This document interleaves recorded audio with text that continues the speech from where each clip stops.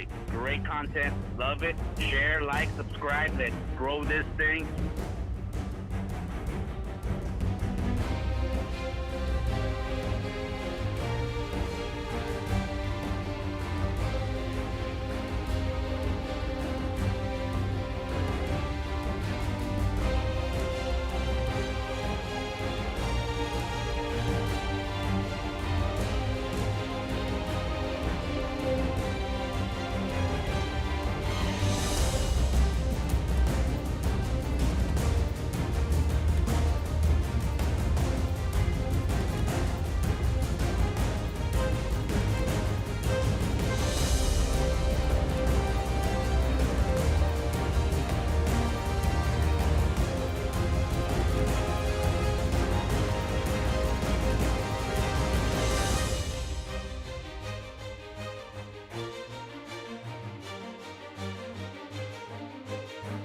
If you have not liked this, please like this, go and share this, because we're talking about pure commentator gold right here, y'all. You know what I'm saying? You're not going to get it nowhere else except one place, the Late Night Hype.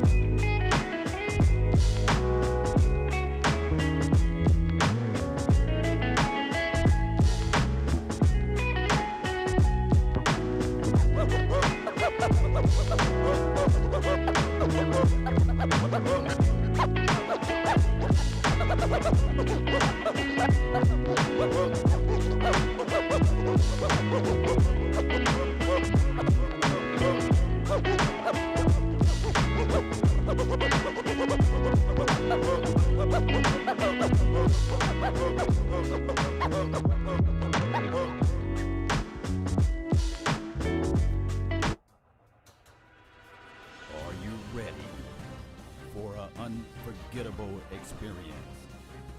Get ready. 5, 4, 3, 2, 1. Let's get hype.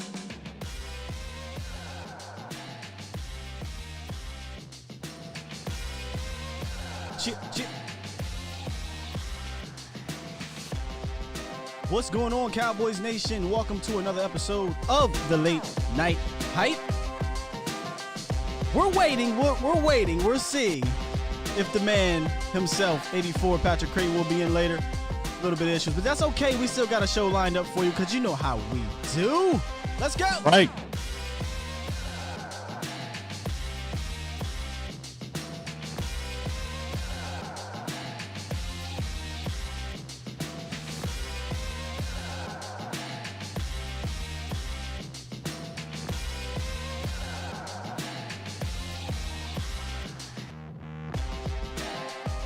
We still up in this thing. You know. What up, y'all? Hey, one way or guys. another. Hey, man. Hey, it's still time, because remember, We had the hour delay with Cedric Wilson, so maybe it could happen this way too. We're still waiting on you, PC. Hopefully you come through, but like you said, the show must go on. We still the late night hype must go on. Regardless, you feel me? Like my boy KMT said, nothing's stopping y'all. Man, we ain't stopping just because PC ain't here. We're going to keep it rolling. If you come in, come on in, man. Come on in, get on in. We waiting. If not, we talking Cowboys one Football way or regardless. another. You know, that's just my motto, man. A lot of times people would think that, hey, this is the end of the world. No, remember our first live stream ever? Scott Man, James, I remember for sure. Oh, man, dog. We already know how. We remember how that happened. Wow. I had to put a picture. Stuck in the matrix. I had to put a picture up, fam. It was man. you know what, man, this ain't working out. So I'm just gonna throw a picture. I said, dog, James, this is your boy. This your guy. This your dog. He said, look, he said, this is who promise you you. brought me, dog. I said, look, this is my man's, dog. This is my man. This is who you brought me over here. Hey, man, I thought. Hey, listen, you know what's so funny about that? I was looking at the comments and it was like, oh, get this guy out of here, man. Yeah, Go get back him to out doing of it the here. way you doing it. Toss him out of the club. Go Yeah. back to doing it the way you was doing it. I'm like, oh, y'all was just hitting me with a whole bunch of these. Oh, get him out of here. Oh, he can't do nothing. Oh, he's a terrible producer. Oh, I'm like, Hey, damn, dog, my it was first so time. funny. Hey, it was even funny how after it was over, Law kept on going, You know he me, was I'm saying that. Skywalker kept on saying, man, I got this. You know, don't worry about it. I got this. I'm going to prove this. Lawkins kept on going, rubbing his beard like, You know I'm what, like, though? oh, shit. It's crazy how that stuff. I'm gonna let James have it when we get off. And he did. He said, as soon as we hung up, he texted me immediately saying, you got a minute, Jay? Listen, it's crazy how the world work out though, because check it. That show motivated the hell out of me to say, no. I'm not doing another single one of these until I got my shit right all the way. All the And way. I went in overdrive. I was already grinding to get better, but I went into overdrive and I just been in grind mode ever since. So yeah, here we are now, nation. Shout out to y'all in the chat, man. Sev in the building, 2Q, Ready Red, Stu Wood, David, Facebook in the building, Slum 210, Brian, Chop. It's your boy D White. Shout out to you. I saw you join the membership. Appreciate you, man. Your boy D White a long time. James Nook, Cowboy Mike. I always get Cowboy Mike and Cowboy Marty mixed up. Marty. William McPherson, God tier Jimbo. Jimbo, what up, man? A great fan too. Jimbo, wow. Yeah, man, y'all up in the building, man. Rue Glock in here, Fabulous Prime, Uncle Chuck, man. Oh, that's my dog right man, there, he's Chuck. Uncle Charles, Yeah. what's going on, Uncle Charles? Yeah, y'all up in here, man. Y'all up in here. Sorry if I don't Hey, get to we you. love The Ninja, Jessica in the building, Mr. Mendoza. Mendoza. KMT. Mendoza. I gotta say Mendoza. And That's it, like Perez, Mendoza. all of those, And man. of course, Perez. our guy, the powered by guy, the Cowboys Network in the building as well, man. I just hopped into the chat. yeah. Sosa. Yes, Sosa. be warming Powered them by up the for us, Cowboys man. Network. Yeah, we're just looking at some of y'all comments here, just seeing what's up, man. You know, just welcoming into the show.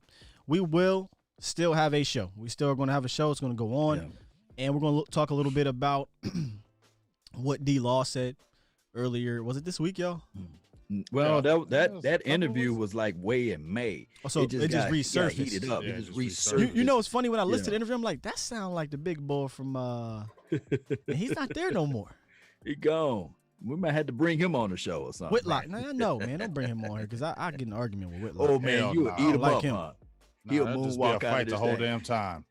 Cowboy And you see Nation. how he be talking? He too up his head. I don't like him, up his fam. ass for that. I think this is what happened though. Real What talk. up, my guy, Stevie? This is what happened. They listened back to the show and they said, "Man, we don't want that heat." Just like when Dan Orlovsky, he was talking about, I'm gonna have to. Oh yeah, I think got a Dan saw business what meeting. happened. He saw what Dan happened. he wasn't about that life. He had three of us ready attack mode. Not one, not two, but three. 3. So Dan Orlovsky walked up out of that. I know Oh, big good. boy didn't Whitlock want would be that like, life. nah. Three ain't knowledgeable cowboy Fam. people. No, He ain't coming on this shit, man. He don't he do know that. what's up. He don't do nothing like that. He go knows hide what's on. He go hide on that network, and then he out. Yeah, So, he so, know so what's he up. tell me he gonna say, "Well, you mean to tell me I can't fictionally write up these debates?" Nah, this is real shit over here, It's big real dog. talk.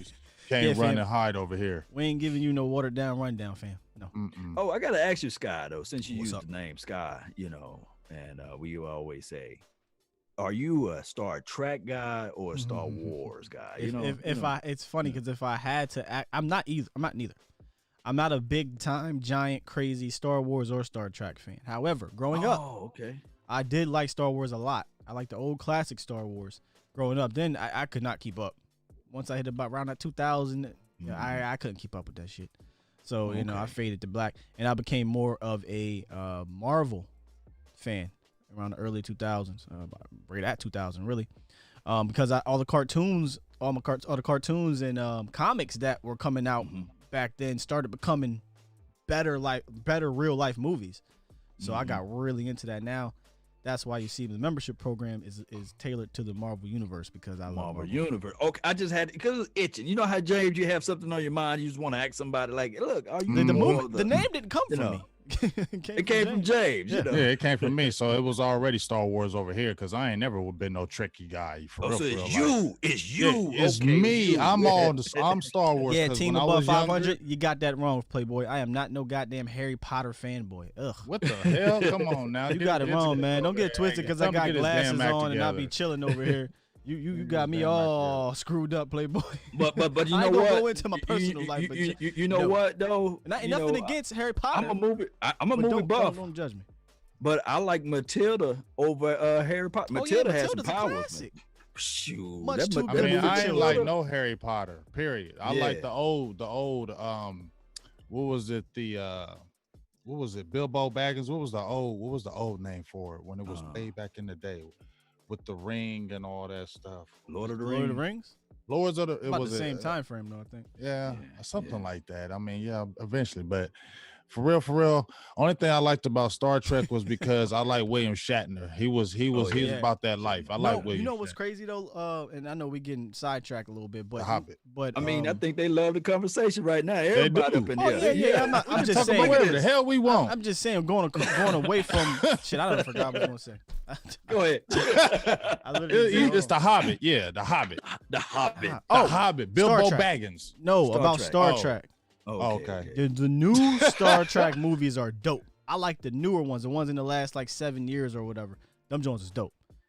So I'm just saying, if you don't like Star Trek, old Star Trek, go check out the new Star Trek. Let me say this before we go into details.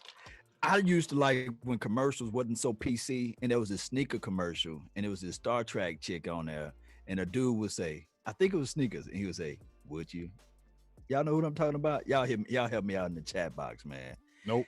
You don't know what I'm talking about. He goes into this elevator, right? And there's this bad, beautiful lady, but she had a messed up face. She was one of the trackies. You know what I'm saying? Dog, y'all help me out. But the commercial. Jack gonna have to help you on that one, dog. Well, let's move on. I think that story said, wah, wah, but somebody's gonna help me out. Somebody's gonna bail me out, and I'm gonna give them a shout out for life. You know what I'm saying? Well, that was interesting. No, baby. You definitely bring that beat back. I'm gonna tell you something right now. You got me. Let's to talk some about, Cowboys, then. I ain't never talked about Star Wars, Star Trek for that long in my adult life. I don't think, playing. So That's you got me to do something I ain't doing in a while. There's nothing wrong. No, I like Star Trek movies. So, just saying hey, you got me to do something I don't normally do. They messed up all that new Star Wars shit. They should have kept it old. That's what I'm saying. I couldn't keep up with it. But what I can keep up with is what's going on in the Dallas Cowboys world. Right. That's what we can do. Indeedy. And where can we begin with the whole D-Law thing? Because you made a video about it, Law, and he actually touched on a few different pointers, but the one that stuck out to me was the whole divided thing. I think that there's certain players felt for Jason Garrett. They kind of knew the writing was on the wall. Some players feel like Jason Garrett gave them an opportunity and a chance to play for the Dallas Cowboys, and he believed in him, and they identified with Jason Garrett life talk and talk strategies of life. Trust me, you can have a preconceived notion of Jason Garrett, and you can say, man, I'm going to beat him up with some comments. But the moment you meet him, he got this certain glow about himself. Yeah. And that's why nobody never came to the neck of Jason Garrett from the media perspective. Because when you think about it, they had a lot of room in there to do that. But Jason Garrett is all-time Mr. Nice Guy. So to me personally, I think that there was a lot of people that was in the locker room pro Jason Garrett, you see, and then there was a lot of people in the locker room like, man, this dude is like nuttier than Planters peanuts, man. I can't believe this bland, vanilla, bass track guy is out there coaching this team. We need to get somebody else. The funny thing is, you never really heard the players besides T.O.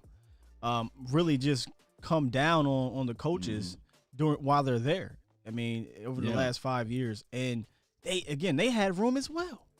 Yeah. When I say coaches, I should say JG, because JG Scott Linehan got called out, right, by Coop a little bit.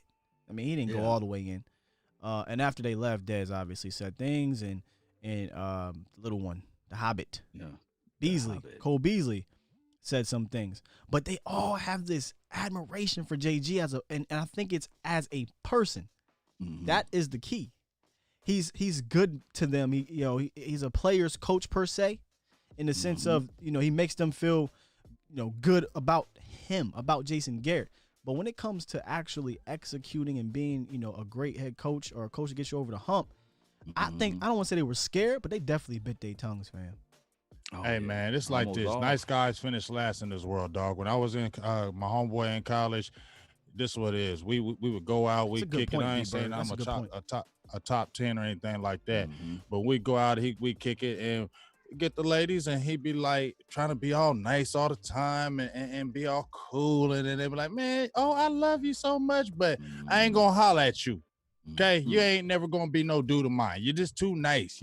You're gonna get so far when you're nice. Okay, so that nice guy low key finished last, dog, and it was all great. And I loved you as a person being a nice guy. But daggone it, nice guys ain't winning championships. Be mean, do whatever the hell you gotta do. Hey James, we need championships. Can I play devil's advocate on that?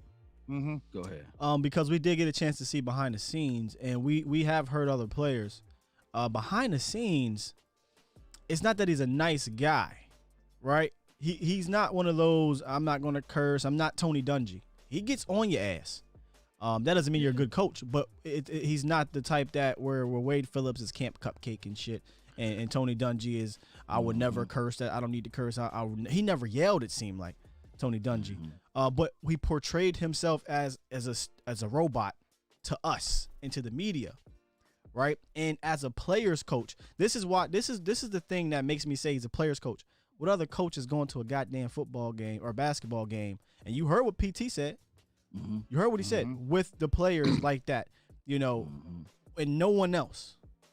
Right. Tony Romo and Jason Witten and DeMarco Murray, the main guys. That's not happening, fam. It shouldn't, in my opinion. If it's happening, it shouldn't. It's one thing we're doing family stuff and things like that, but there's got to be some type of, hey, I am the authority figure here. How you going to tell me what to do, or how am I going to delegate my power as a leader if I'm being looked at as, man, you close with the coach, man. I ain't get shit what you got to say. Right. I mean, like with my dog. Go ahead, Big Game James, because I want to say something about that sponsor. But go ahead. I just feel like even when I say nice guy, even when they had that all or nothing or whatever the hell it was called, and they try to pump him up when he was behind the scenes cussing. I'm gonna keep it real, dog. I know managers that I've worked under, or people that I've worked under, that no matter how much they cuss at you or go hard on you, you're gonna work hard, but you deep down inside you don't fear them. And you don't fear them. A reason why is because when you look up top, you ain't got no power to say nothing really to me. And if I'm a top player, I think I can go over your head. And so we're talking about a bigger issue than the coach now, right? We're talking about a Jerry Jones.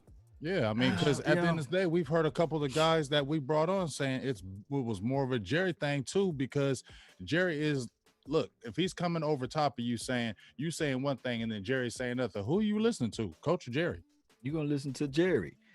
Look, we all have homes. We all have, and I know we the king of our own castle at our home. You're not finna let no man, Sky's not finna come to your house, Big Game James, and say, hey, move the furniture here. It'll be better if the drapes with this color, what have you. Not saying that he would talk about drapes, but you get what I'm saying though. Right. Yeah. Jerry Jones, he's a billionaire. It's hard to tell billionaires what to do. It's just hard. So, and especially when he wanted to be right, I'm gonna tell people like this. Sometimes your success can be your failure. Let me repeat. Y'all write this down. Your success can be your failures. What happened with Mm-hmm. what's the coach when we won the Super Bowl in 95, 96 season? Barry Switzer. Barry Switzer. That was Jerry Wayne Jones' success because he felt like, hey, although, everybody was talking about Jimmy Johnson and beyond, I can do it with any coach. And it happened. Well, It see, happened. I'm gonna push but back then on. people reminded him, Sky and Big Game James. Nah, that was still Jimmy Johnson. I'm gonna push back on the billionaire thing. Billionaire thing don't mean shit in my opinion. Every last True. owner in the league is a billionaire. The difference between them and Jerry Jones is Jerry Jones is the GM, quote unquote GM. He's and every GM. He's everything. exactly. So that's the difference. You could be a billionaire and get the hell out the way. Look at Robert Kraft. Look at all the damn owners for the most part. Get out the way. But that's not. But Jerry some way. billionaires got that ego. I heard of a story where they all got an enemy- ego. Everybody got an ego, but we're but talking some about egos football. are beyond bigger than life almost. I seen a story out there, true story by the way. It was a certain house that didn't want to move out of a certain area, and the billionaire was like, "Look, I'm finna buy this area. You got to move. I'm gonna give you the money. I'm gonna give you $500 million." They're like, "Nah, we not moving like a tree planted by the water." But the billionaire said, "You know what? I'm gonna build these high-rise building condos all around your house, and eventually we're gonna squeeze you out." That's what billionaires do, and I think that's how Jerry Wayne Jones think.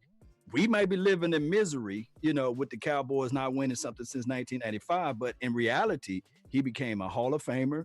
He done built a $3.5 billion stadium and a $2.5 billion workout facility. So he's been eating off the fat of the land. That's Jerry. And I'm not hating on Jerry, but that's just how his mental mindset is. We've been living in misery. He's been living in joy. And unless we all understand that, unless it's like the headstrong coach, honestly, when we saw Chan Gailey or Dave Campo, or you hoped and prayed with Wade Phillips. You knew Wade Phillips when he had a good defense can coach, but did you really think any of them guys were going to take it to a Super Bowl, dog?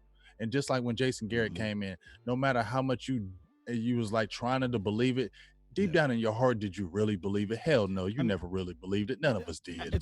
Towards the end, no. But toward I never right believed in the at- beginning. 2014 was the only time I thought. See, let me get there. Right after the beginning, but what we did see was growth in the cultural change and growth in how we brought in players and how we drafted. So it was like, okay, I'll give you that benefit of the doubt, but now I need to see results after that third 8-8 season. Then he gave us the results, and hold on. And when he gave us the results, you was like, okay, maybe we got something there. And then we went back to the up down. And after that second up down, it was like, listen, man, this ain't it. I don't care if we go 13-3 again. This ain't it. He got to go. Well, let me ask both of y'all this though. Week 2, before Tony Romo got the injury in 2015, weren't you guys feeling the same way? Like, this is the team, we can go all the way to the Super Bowl? No, I had a good feeling about us being good, but I didn't think about no Super Bowl with no Jason Garrett. Like in my, you know how it is, Law. You always want to say Super Bowl, but I'm talking about deep in my heart. No, I never believed he could be that guy, because you could tell. I never looked at him in my heart. I'm saying, seeing him holding up the trophy with Jerry Jones, it's just like, no, you're not that dude. let me tell you You're not that dude. The 2015. Let me tell you why. You lost 1,800 yards. A big part of your offense and saving Tony Romo's ass was running the ball. And you brought in, no offense to DMC and Joseph Randle, but they wasn't DeMarco Murray. And you wasn't going to run an offense through those guys. DeMarco Murray would have helped, in my opinion, prolong Tony Romo. Now, it came to fruition that the dude just one hit and he's done. Happened against the Eagles, happened again against the Panthers, and it happened again against Seattle in consecutive almost weeks, if I'm not mistaken. I don't think Tony. Oh, okay. So no, he played against the Miami game. So he went Eagles hurt, Miami, Panthers hurt, preseason hurt, end of career. End of career. That was pretty much Tony. I mean, you knew. I didn't feel confident in 2015 when we lost to Marco and didn't replace him. That we were going to be a Super Bowl team, relying on a quarterback who was one hit away from being done. We wouldn't buy on that. There's a lot of meat left on the bone for lots. Nobody was feeling that, because we all felt our Super Bowl hopes was with DeMarco too. And we was like, okay, wouldn't you have felt better if they would have signed DeMarco? Then you'd have said, okay, I'd have yeah, felt a I lot think we may better. have we may have a Super Bowl team now because we brought DeMarco back. But as soon as we lost DeMarco, just like Sky said, you didn't.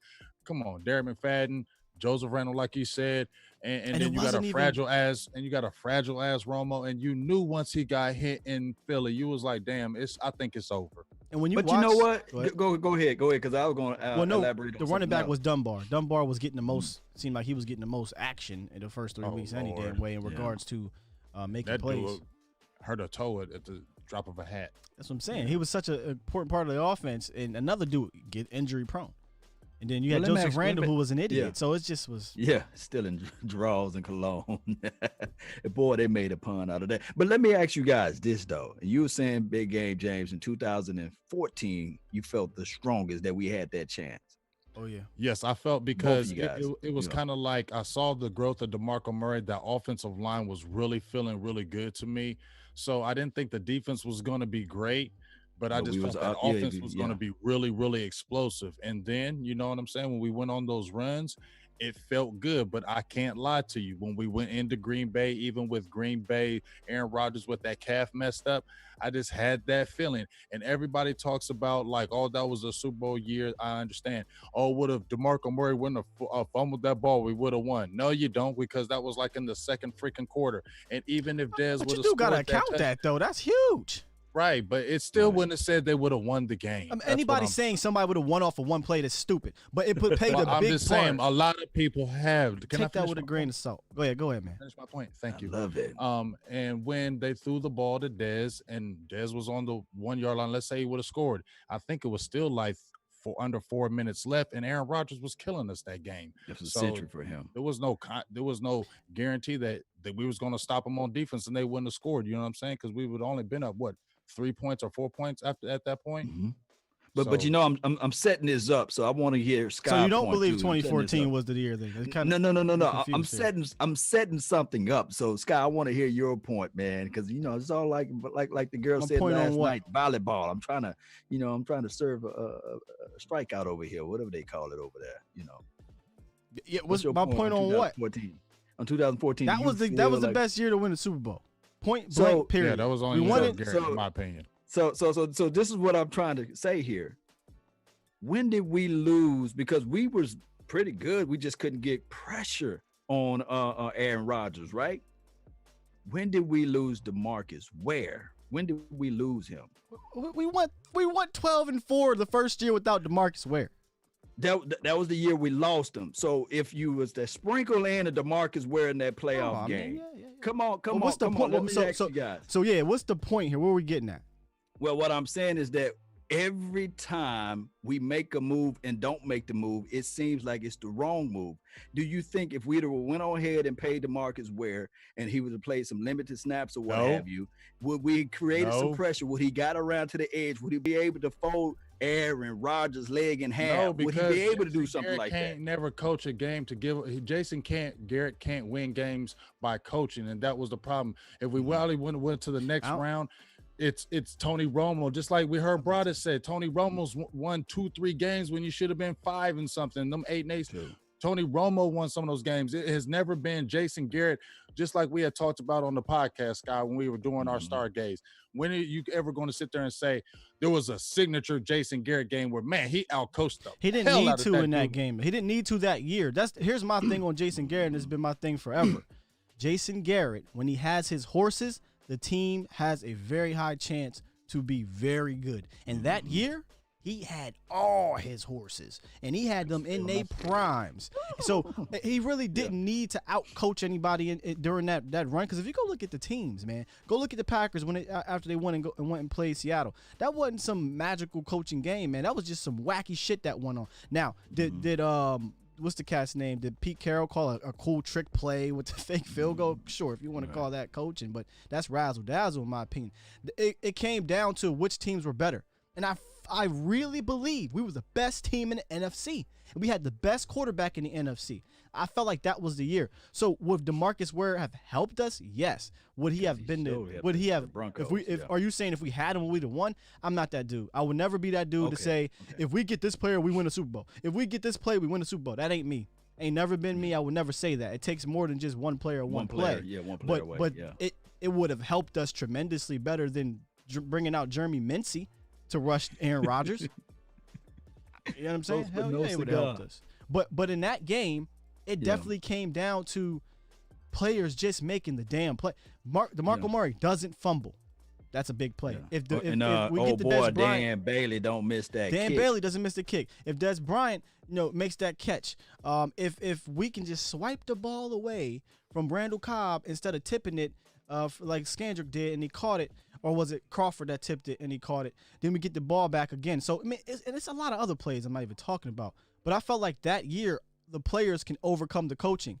Ever since then, the only other year it could have been that was 2016 had Tony Romo actually, and this is no offense to Dak. I love Dak, and I was cool with either one, Dak or Tony. But if I kept it real with myself, is a rookie quarterback really going to take you to the Super Bowl and win it? Yeah. Ain't Yeah, gonna it happen. was one of those Never things know. where Anything is can happen. when I looked at that 2016 game, is a combination of multiple things. Still, we couldn't get pressure on Aaron Rodgers. Of course, the ball didn't bounce our way. Of course, we had that slow start, and I always felt that way with Jason Garrett team as relates to time, because I think we had number 1 seed or something like that, number 2. What was our seed power that year? I know we had a bye week, Two. right? Yeah, It was number 2. So pretty much, man, it was like we a didn't have game a that bye we should week. have We won. lost that. We ended up being Okay, number 3 2016. because we went and we played Detroit at home, and that's when Tony had to, So No, we were the I'm number talking 3 about seed. 16. I'm not talking about 14. I'm talking 16. about 16. Yeah, we was the 16. first We had seed. that bye. I was like, I was more nervous that the fact that we had the bye than the fact that we wanted to appreciate the bye, because normally, like a Bill Belichick or somebody like that, you say you give more time to prepare for a team. It's just Oh almost yeah, damn Jason near Garrett. It impossible don't to matter win. what time he got. But Jason Garrett, man, all that time, you're looking at like, oh my goodness, what they go? I was just praying. We were sitting out there saying, y'all better not go to Cabo. Y'all better not go, outside of the confines of Frisco. Y'all need to stay locked in and be ready. And when that game JG started wasn't the off, coach I though was when like, that Cowboy "Dawg." shit happened. I know he wasn't the coach Yeah, then, but I'm talking cupcake. about the overall. Well, he had his toe in the water, so he was the offensive coordinator, wasn't he? Yeah, he ain't the head coach. Yeah, I don't he think wasn't they're the head doing that coach. shit under Jason Garrett though. Again, nice Yeah. guy to us and to the media Oh, and to it's too people. much Jason Garrett talk. It's making my head hurt. I know. Well, then I let's know. move That was- on then, man. What we talking about? Yeah, but we were talking about the divide though. In the Well, locker let's talk room. about the divide, man. great I don't want divide, to hear like no the more ice damn cream. Jason Garrett. Golly. Yeah, my goodness. Well, what do you think that DeMarcus Lawrence was alluding to, because he didn't elaborate? What do you think that he was talking about when he was talking about the divide? People. I just look what a lot of the guys were saying. And I mean, Philip Tanner, got Jesse Holly and stuff that we had already talked about. I mean, we saw that they felt a lot of the writing was on the wall. It was a Super Bowl bust year. Things were starting out all funny, and then players aren't stupid. When they're playing for a coach, you can feel it in your heart. We've played sports, right? You can Right. kind of feel when your coach is going to be gone, right? So when you kind of feel that way, you know what? I'm gonna get mines. That's reality. These people ain't robots. I'm gonna start getting mines. Well, we started hearing it. We heard Broader say. We heard other people say it. That people start trying to do their own thing. I'm not trying to say certain people were what they were already mentioned, but too many people are trying to do their own thing. So if that's happening, they obviously have to feel like, you know what, this is probably the end, and Jason Garrett ain't probably gonna be here no more. So if that's the case, let me get mines. I agree. Yeah, man, I'm just responding to some stuff. What do I think was the divided part? I don't know. He needs to elaborate because were there people in the locker room that were vehemently against Jason Garrett? I couldn't tell. Yeah. Maybe it wasn't coach. It wasn't players. It was the coaches. We heard about the linebackers coach screaming and yelling with the defensive coordinator Chris Richard. We hear about from Brian Broaddus, and we hear about from I think PT as well, where there was some coaching divide and players playing hero ball. If players are playing hero ball, that means they're not listening to what They're the not coaches listening is to saying. nobody. So if only some players listen to the coach and other players isn't, it could have been more of a coaching staff issue than the Jason Garrett issue, because what PT said was it was players crying. True. Yeah, in tears. True. Because they knew the last game, that was it. That was it for Jason Garrett. So I think they really did like him and wanted to win for him. But You know, you still got to. I don't care how bad they want to win for you. You still have to be able to out-coach somebody. But so the divide could have been in the coaching rank. Or knowing that you're going to lose some of your sponsorships. Man, I love the fact how Brian Broaddus broke that down. He was sitting there saying, hey, you're going to lose some of your sponsorship because this coaching staff, this new coaching staff that's coming in, they have no love affair for you. You know, they don't have no, I'm going to give this guy a chance out of chance. So if I'm from the old regime, I'm from the old staff, and I'm losing the coach that drafted me or the coach that. But you're not thinking about there's no regime at that point. Feel me? Right. There's no regime yet, and you should at the end of the year. It doesn't matter how tight you are. I'm just speaking as a player. It doesn't matter how tight you are with that said coach or whatever. In the NFL, it's a business. You ain't safe the next year. I mean, there may be like 4 players that's really, really safe that you can say there's no way they're going to cut me type thing, right? Marcus Lawrence, Zeke, Dak, Tyron Smith, and not even Tyron. According to a lot of people, think Tyron could be a cut. Zach Martin, right? Yeah, Lyle, right? Those guys, you like, yeah, you know, there's no way. But everybody else, maybe they ain't like you, Jalen. You ain't look too good last year. LVE, you hurt. None of these corners is signed late on big extensions. The defensive tackles, gone.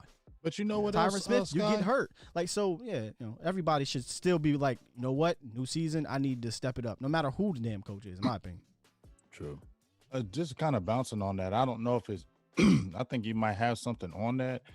I wonder, because you know how Jalen, he's one person that stands out to me with a lot of this, in my opinion, because he was supposed to be the quote unquote leader of the middle of the defense.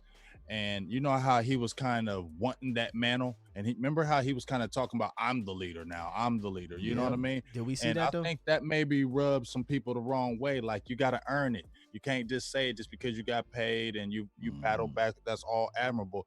But maybe you got to earn it a little bit. And I think he was just going out there and saying, I'm the leader now. It's not Sean Lee right here. It's me. And when you saying you the leader of this and that, and you know how it is, you say you do this and that, okay, well, everybody's going to start watching you. And he didn't have the greatest, maybe he had tackles, but we saw on the tape, didn't have the greatest year this past season. So people sitting back, and if you a player, we know, we've done it. You sit back there and you see this guy talking all this trash saying he's a leader and he's not doing his job, man, ain't nobody listening to you no more, dog. Yeah. Yeah. And the craziest thing of it all, the beautiful girl that's in the schools or college, what have you, she don't have to ask for things. They come to her, right?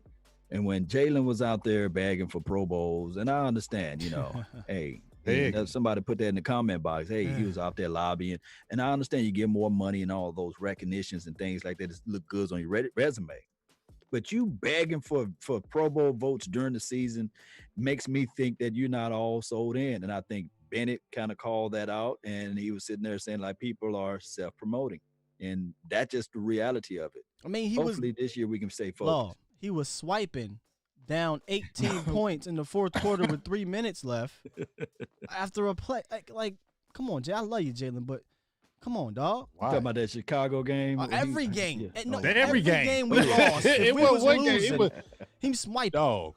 And to me. And it makes you mad when you see the swipe. Well, here's why. Because we should have seen it coming, though. Because at that presser with Jerry Jones, when he got signed, he said, man, you know, and I'm paraphrasing here, it's a brand here. And I wanted to stay here because Dallas and Jerry going to help me build my brand. And then what did we start seeing? All these crazy-ass swipes from regular plays when we're losing by You make a 20. Regular tackle. You jumping up and down. It's like, bro, get back in that lineup.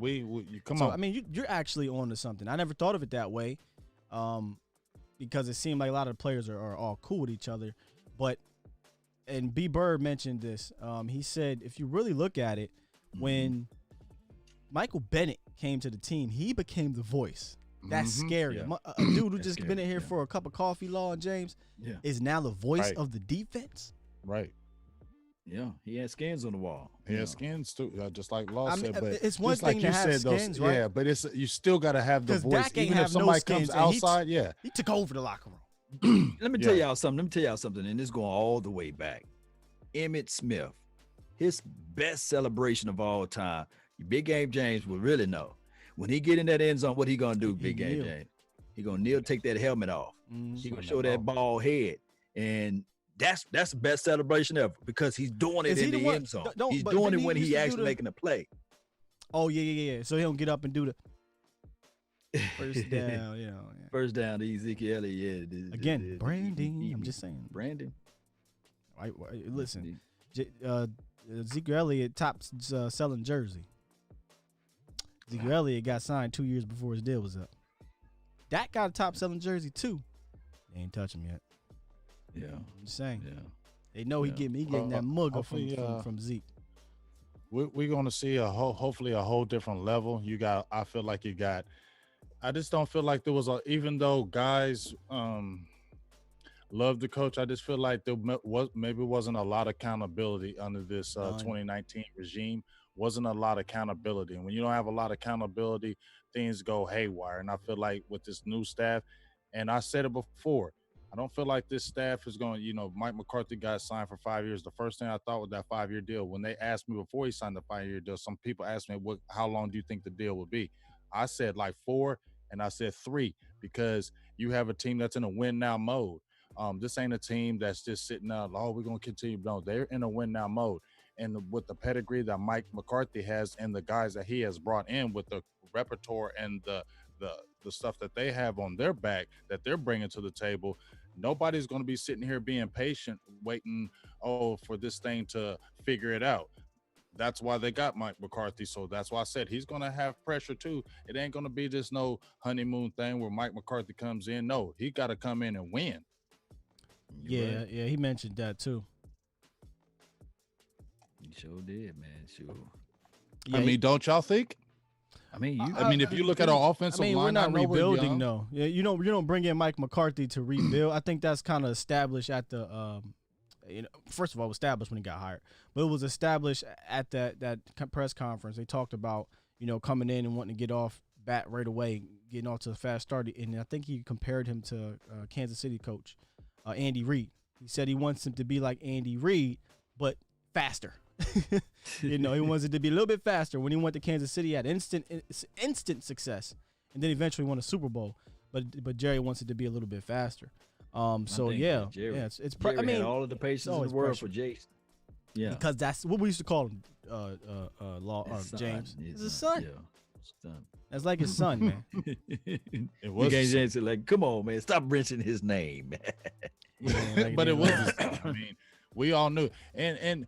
Think about what it's just it felt kind of good for confirmation when we had Jesse Holly on, right?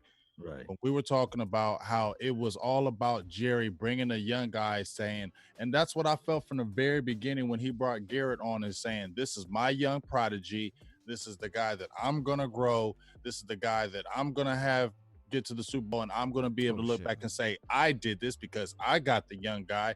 When everybody was out there, I got the young guy, and we did it. And guess who found him? It was me. And that's what it came back down to. And that's why I felt like Jerry held on as long as he did, because he wanted to see this thing out, because he wanted to say, I did it. Now it's like, guess what, dog? I'm older, man. We need to win. These fans ain't shutting up. We need to win. Let me get somebody, because that's what he did with Parcells. The fans start chanting, and he said, "All right, let me get a veteran, so y'all shut the hell up." Right. No, I mean, real talk. I think after I think he even mentioned, if I'm not mistaken, he didn't want to start over. He didn't want to have a head coach. I didn't want a college one either. Never coached in the NFL, doesn't know the way of the NFL, and that's you have to groom him again like a Jason Garrett. Mm-hmm. And I just, it was just a terrible hire. No, because here's why it was a terrible hire, because of the closeness. You were too close. Mm-hmm. It's a conflict of interest. Because anybody else would have got rid of him after 5 years, James. Somebody in the Garrett family had been with Jerry since the whole time. So that's all family. And it's hard to just cut your son. And that's what it is. So now you ain't got your son. You got somebody who ain't your son and who's got a pedigree. And I'm telling you, McCarthy, I love you, dog, but you're going to have to get this pedigree popping, because when you look at the years of the offensive line, they're in prime years. It ain't got much longer. But don't you think he knows that? That's why he hired all those experiments. I know. That's why he said he wanted a guy who's already in the foxhole. I'm talking about McCarthy. Come in here and that's what I'm saying, McCarthy. Happen. I'm saying, don't you think he knows that pressure is there because he hired all those experienced coaches? If he was looking to go the slow route, I don't know that he brings in Joe Philbin, Jim Tomsula, Robinson, Edwards. Would you though either though, Sky? If you were an older coach, are you gonna be bringing all these young dudes in? You ain't gonna really do that either, though. That's what I'm saying. He knows that off the rip. He knows I'm not bringing in guy. Now the guy he did kept that was young was Kellen Moore. Right. You know what I'm saying? It was Kellen Moore. But if you go look at, I think it's the coach over there in Carolina. I think he's got a lot of young guys he's brought in the fold. Yeah, they're gonna go through a lot of growing pains. Yeah, because you know how it is though, Sky. Let me ask you. I'm gonna ask you, Sky and Law, this. Like, if you're a young coach, right? It's kind of hard for me if I was a young coach to get a lot of old guys because they'll feel it's that I'm older than you and I've already done this and I got this younger dude trying to tell me what to do. You get what I'm saying? I see what you're saying, but I don't know. Does it work that way in the NFL? That does happen. Let's look at because there's a lot of young Yeah, coaches that. What's this? The Rams, they went and got Phillips. It worked for a year. So I mean, I'm not saying you ain't gonna get some. I'm saying you're not gonna. I feel like you're not gonna have the majority of older people because sometimes the younger coaches wants that experience to help teach, but the older guys, who maybe been head coaches, they start feeling some kind of way about the younger coach. You get what I'm saying? And then sometimes it doesn't work that way, and you have that friction right there. Whereas a older coach who's already been there and done that, and he's got a maybe established team, he's coming with them older guys because he ain't got time to play around. And I ain't got a time to be worrying about you young boys and teaching you the way when I got to win now. Yeah, and that's what Darren Woodson kind of touched on when they brought in Barry Switzer for the head coaching position. I know I'm going all the way back, but for those who didn't realize that there was coaches that was on that tree from Jimmy was like, hey, where's my shot at? Where's my opportunity at? You bring in a coach who never coached in the NFL from the college area.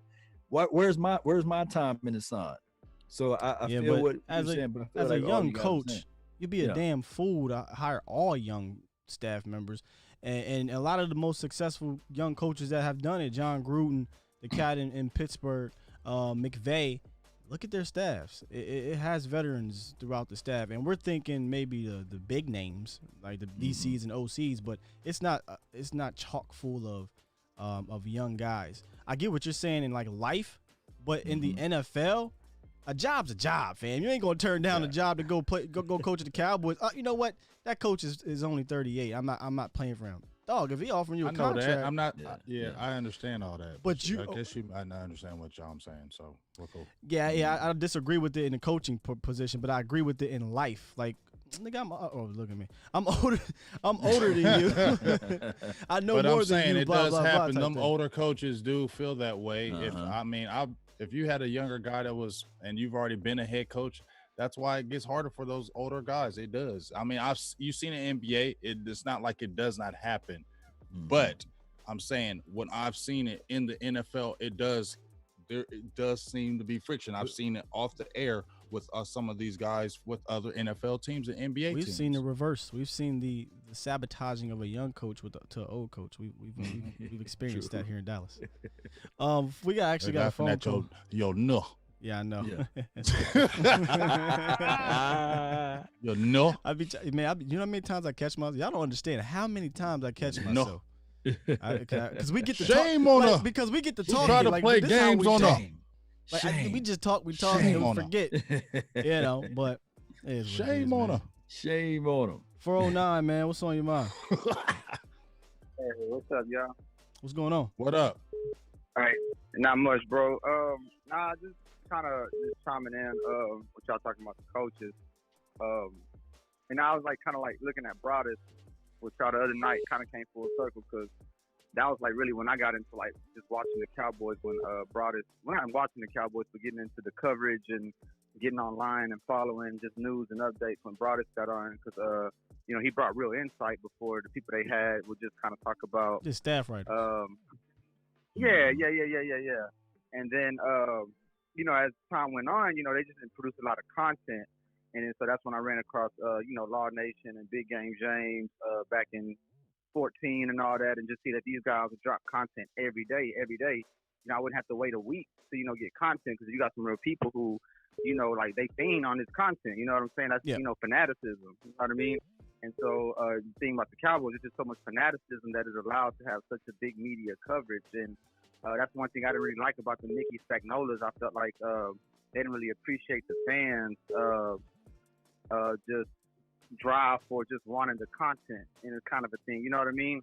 And so because that's who's gonna make you. Your following is about and that's why I see you guys having so much success because y'all are passionate about what you do. I see those guys on their website. They seem like they just we got to talk about this shit again. You know what I mean? So and I think that's about the coaching. That just drives any field and profession. Like if you're passionate about what you do, if somebody ain't got to pay you, if somebody ain't got to keep tabs on you, what you're passionate about, you're gonna produce great content or whatever, and you're just gonna kill the competition.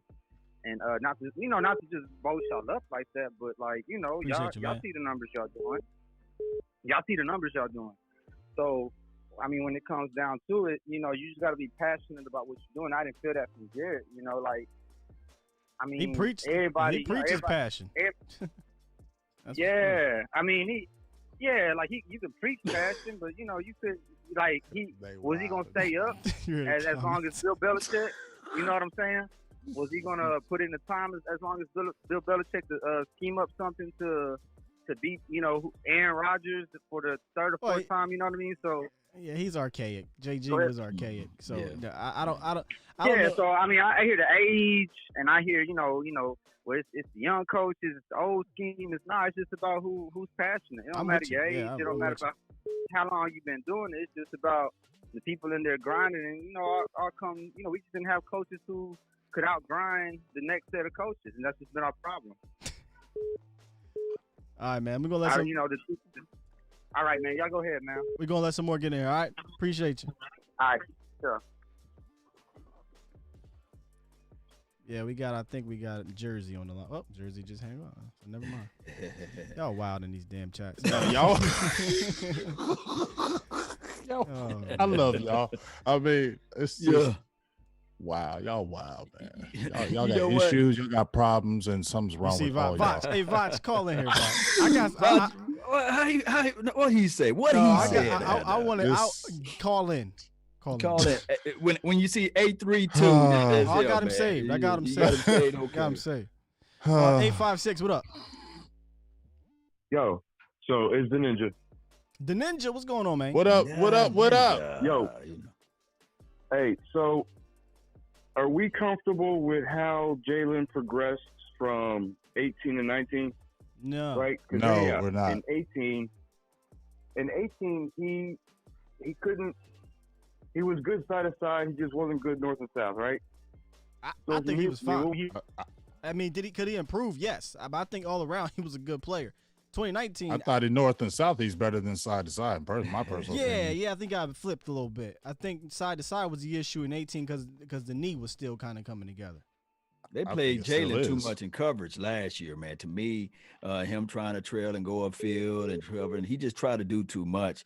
And we saw in 2018 when he was, I guess it was Tampa Bay Buccaneers game, pick up that fumble, scoring stuff like that, man.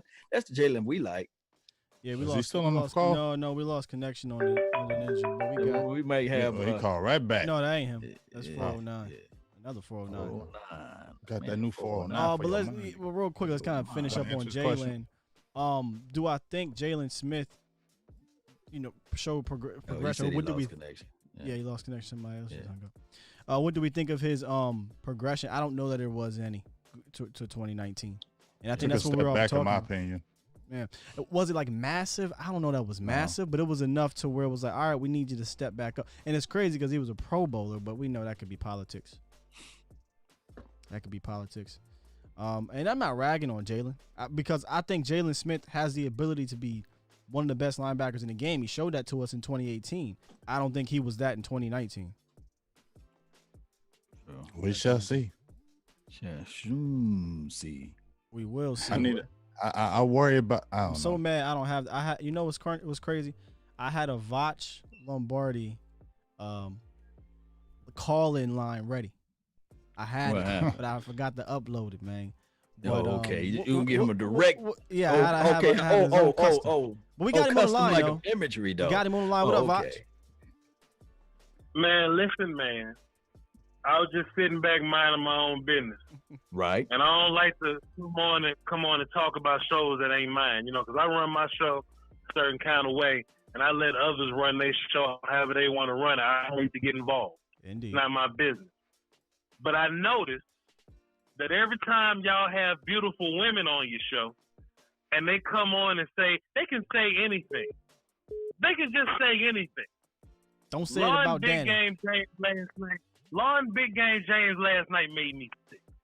They act like they never talked to an Instagram model. They was laughing at all this joke. They was just, man, that was, wow, she knows boxing. Boy, that's impressive. See how you do it. Listen, dog. What she knows about Triple G? First of all, man, you know, man, Yeah. women watch Cowboys too, man. You shouldn't be blown away that beautiful women know they Cowboys. It seems like she knew who Bradley and I was when he was from Hawaii, something that's easily Googleable. Y'all lost your mind. Here he go. Here he go. I knew it. I knew it was coming. Can I say something, though? Can I say something to be fair? Talk Can I to just say something to be fair? Yeah. I'd have been laughing with you. I ain't gonna lie. I'd have been laughing. Hey, let me tell you something, man. She. I'm sure she got a big closet with a lot of clothes. I'm sure the whole wardrobe was calculated. That wasn't no I said accident. the same thing before the show, fam. I said, she know what she doing. She know what good she people. doing. That Don't wasn't just no know what she doing. daggone accident. That wasn't no accident how she got on camera. She's trying to get some followers. I see what she's doing. doing. But, Yeah, we had y'all that talk. was just- Yeah, we talked about this early off air. See, I wasn't here yesterday, Mhm. but you know, y'all know me. I We keep talked the damn about shit it. moving. Y'all would have been mad at me as no, Sky, go back to the volleyball. Sky, go back to the volleyball and the bouncing. I'd have been like, no, listen, Yeah. bro, we gonna get back on this Cowboy train. Cause Vach, do you play volleyball? You play volleyball? Do you play volleyball? But you play today though, huh? You would have played that day, though, You right? played that day. Yeah, he would have played. Let me tell you the difference between Vach and y'all, right? She was up there. She was like, yeah, we can play volleyball and everybody can wear booty shorts, right? She was like, I'll wear them and you guys can wear some booty shorts too. She I said saw that? James thinking about Yeah. it. Yes, she said that. Yes, she said that. I saw James thinking about it. Yeah, right, when dude. I That was saw the first one that James said Harden, no. Shush up. Oh, come on, fam. Come on, Hush fam. up. Y'all let her get away with murder. Y'all Hush didn't ask up. the tough questions, man. Y'all didn't ask about Ben DiNucci. Come on, man. Yeah. Y'all ain't say nothing about Ben DiNucci. Y'all ain't want to put her in a tough spot, hey. man. Hey, you know what? That's Maybe, y'all, man. maybe you're right, but who cares? Hey, Everybody loved it, But listen, and man. probably everybody else Listen, was lying man. on Twitter too when they were saying that all the great compliments they gave. Maybe they was lying too. But listen, James. But James, this is why I'm phony, right? This is why I ain't shit. Because I went right to Instagram and followed her. everybody So it worked. It worked. It worked It for her. worked. It worked. That was the I whole was talking all plan. that stuff and hit. That was- It look and hit. That was the Follow. whole plan. You know, it worked. Hey, You listen, man. clicked on it. Listen, You man, went I to was her just page. scrolling out like, boy, she don't like the Cowboys. She loved the Cowboys. Look at this picture. Boy, she was at that game. Look at that game she was at. I was just looking at all her little pictures. I understand. So, Bot, you already know the setup then, right? So when we live like 95 at the Cowboys, one of those experience type of Experiences. You situations, already know. you already know who's You already gonna know. be there, right? Oh man, y'all. You already know. crazy, man. I guess. Listen, man. Cowboy XP is supposed to be a family-oriented event. I hope she don't wear the wrong clothes at that thing, and them old people start to looking at her crazy. You know what I'm talking about? You know But she will. She can come out for the football game though, you know. And it's some creeps in the chat box, boy. Y'all just want her to play. Listen, fam. Y'all want her to come. Y'all want her to play D-line and center immediately. Y'all some creeps in the chat box, man. But Bot, you didn't hear what she said. She said she don't want to play defense. She want to play offensive line. So somebody got to coach them up. Listen, man. Hey, Box Lombardi, Law with the setup there. Mm-hmm. Let me say something, man. I just happen to have been an offensive line coach for 6 years of my life. I know the tricks of the trade. We can figure something out. That's all I'm saying. But I just didn't like how y'all just complied to everything that let her just bark on y'all you know one what? time. Yeah, it is what it is. smiling all big like y'all in high school again. Y'all old men. Come on now. But it was a great show. Go on, man. Get back in the chat, man. Listen, man, let me just offer something for you guys before you leave, man. Let me just offer this before I go. I kind of want y'all to ask Broadus, but Law didn't look at his phone or whatever. But do y'all think Mike McCarthy's running back situation structure deal this year, right? Because when he was in Green Bay, he kind of had like 4 up. John Kuhn will do Kuhn things. Like Tom Montgomery do pass catch. Starks to be second guy, and Cheeseburger Lacey will be main carry dude. You know what I mean? Mm-hmm. Do you think we can do something like that to where Tony would be Ty, and like Rico Dowdle could be second running back? Zeke will be Cheeseburger, and I'm going for the undrafted kid from TCU, Shea Wood, Lonnie Lua, to be my fullback inside of. I'm tired of Jameis Olawale and his pass dropping and his not looking for the football and his not blocking. So I'm ready to move on from him. Do y'all think that Mike McCarthy could do something with a 4 running back situation like he did in Green Bay? Plus, he has 3 receivers that he never had back in the day when he was coach. I'll let y'all touch on that. All right, man. Appreciate you, Voch. Appreciate you, big dog. Man, Voch is funny, man. That's a good question, though. Well, let's just go right to the question. I don't see it being a 4-man thing because Ezekiel Elliott is like 4 men. What I hope it is, though, is at least a damn 2-man because Tony Pollard's too good to be off the field. The fullback, I agree. I'm ready to move on from Jameis. I like him. I think he had potential to be a factor, but they didn't use him the right way. And then the thing is, when your opportunity gets called in a situation like that and you fail like you did those 2 times, you pretty much lost Cowboys Nation. So unless he somehow looks miraculous in training camp, I'm ready to move on from him. But I think it's going to be, or it should be. I don't know that it's going to be because we've heard and we saw when he had Eddie Lacy, it wasn't no 4-man. It wasn't a 4-man thing. You saw James Jones. Yeah, James Jones said, listen, we need to throw the damn ball. Stop running into Eddie Lacy. So I really hope and pray they do not bury Tony Pollard. I'm not hearing too much from the coaches, so it got me a little worried. But it has to be a 2-man game. It has to be, y'all. And y'all can't be like, oh, well, because we ain't going to have enough touches for Zeke then.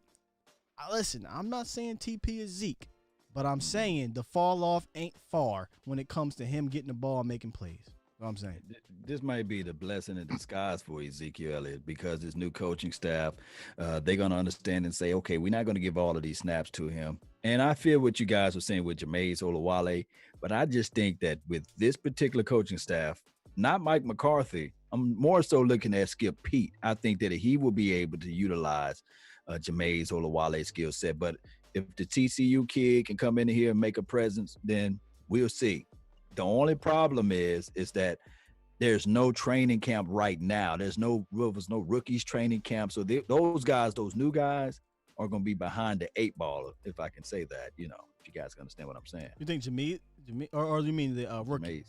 The rookie TCU, because I know football, like as it relates to running back, is the easiest position to transition over to, but nevertheless, experience is everything. And what's crazy, Law, about Jameis? At the beginning of the year, we thought we were going to use him in a different way. He ran that wheel route in the first game against the Giants, and I think Dak threw it to him, but it wasn't going to be complete. The coverage wasn't too bad, but if he got it to him a little earlier, and I was like, oh, we're using Jameis downfield. I like that because he's like an H-back tight end, fullback type. And then we stopped using him. So maybe it's not Skip Pete. Maybe it's Kellen Moore that doesn't have the shackles on it. His shackles on my feet. Maybe without the shackles, he'll use Jameis. But we'll see. I hope he opens up TP.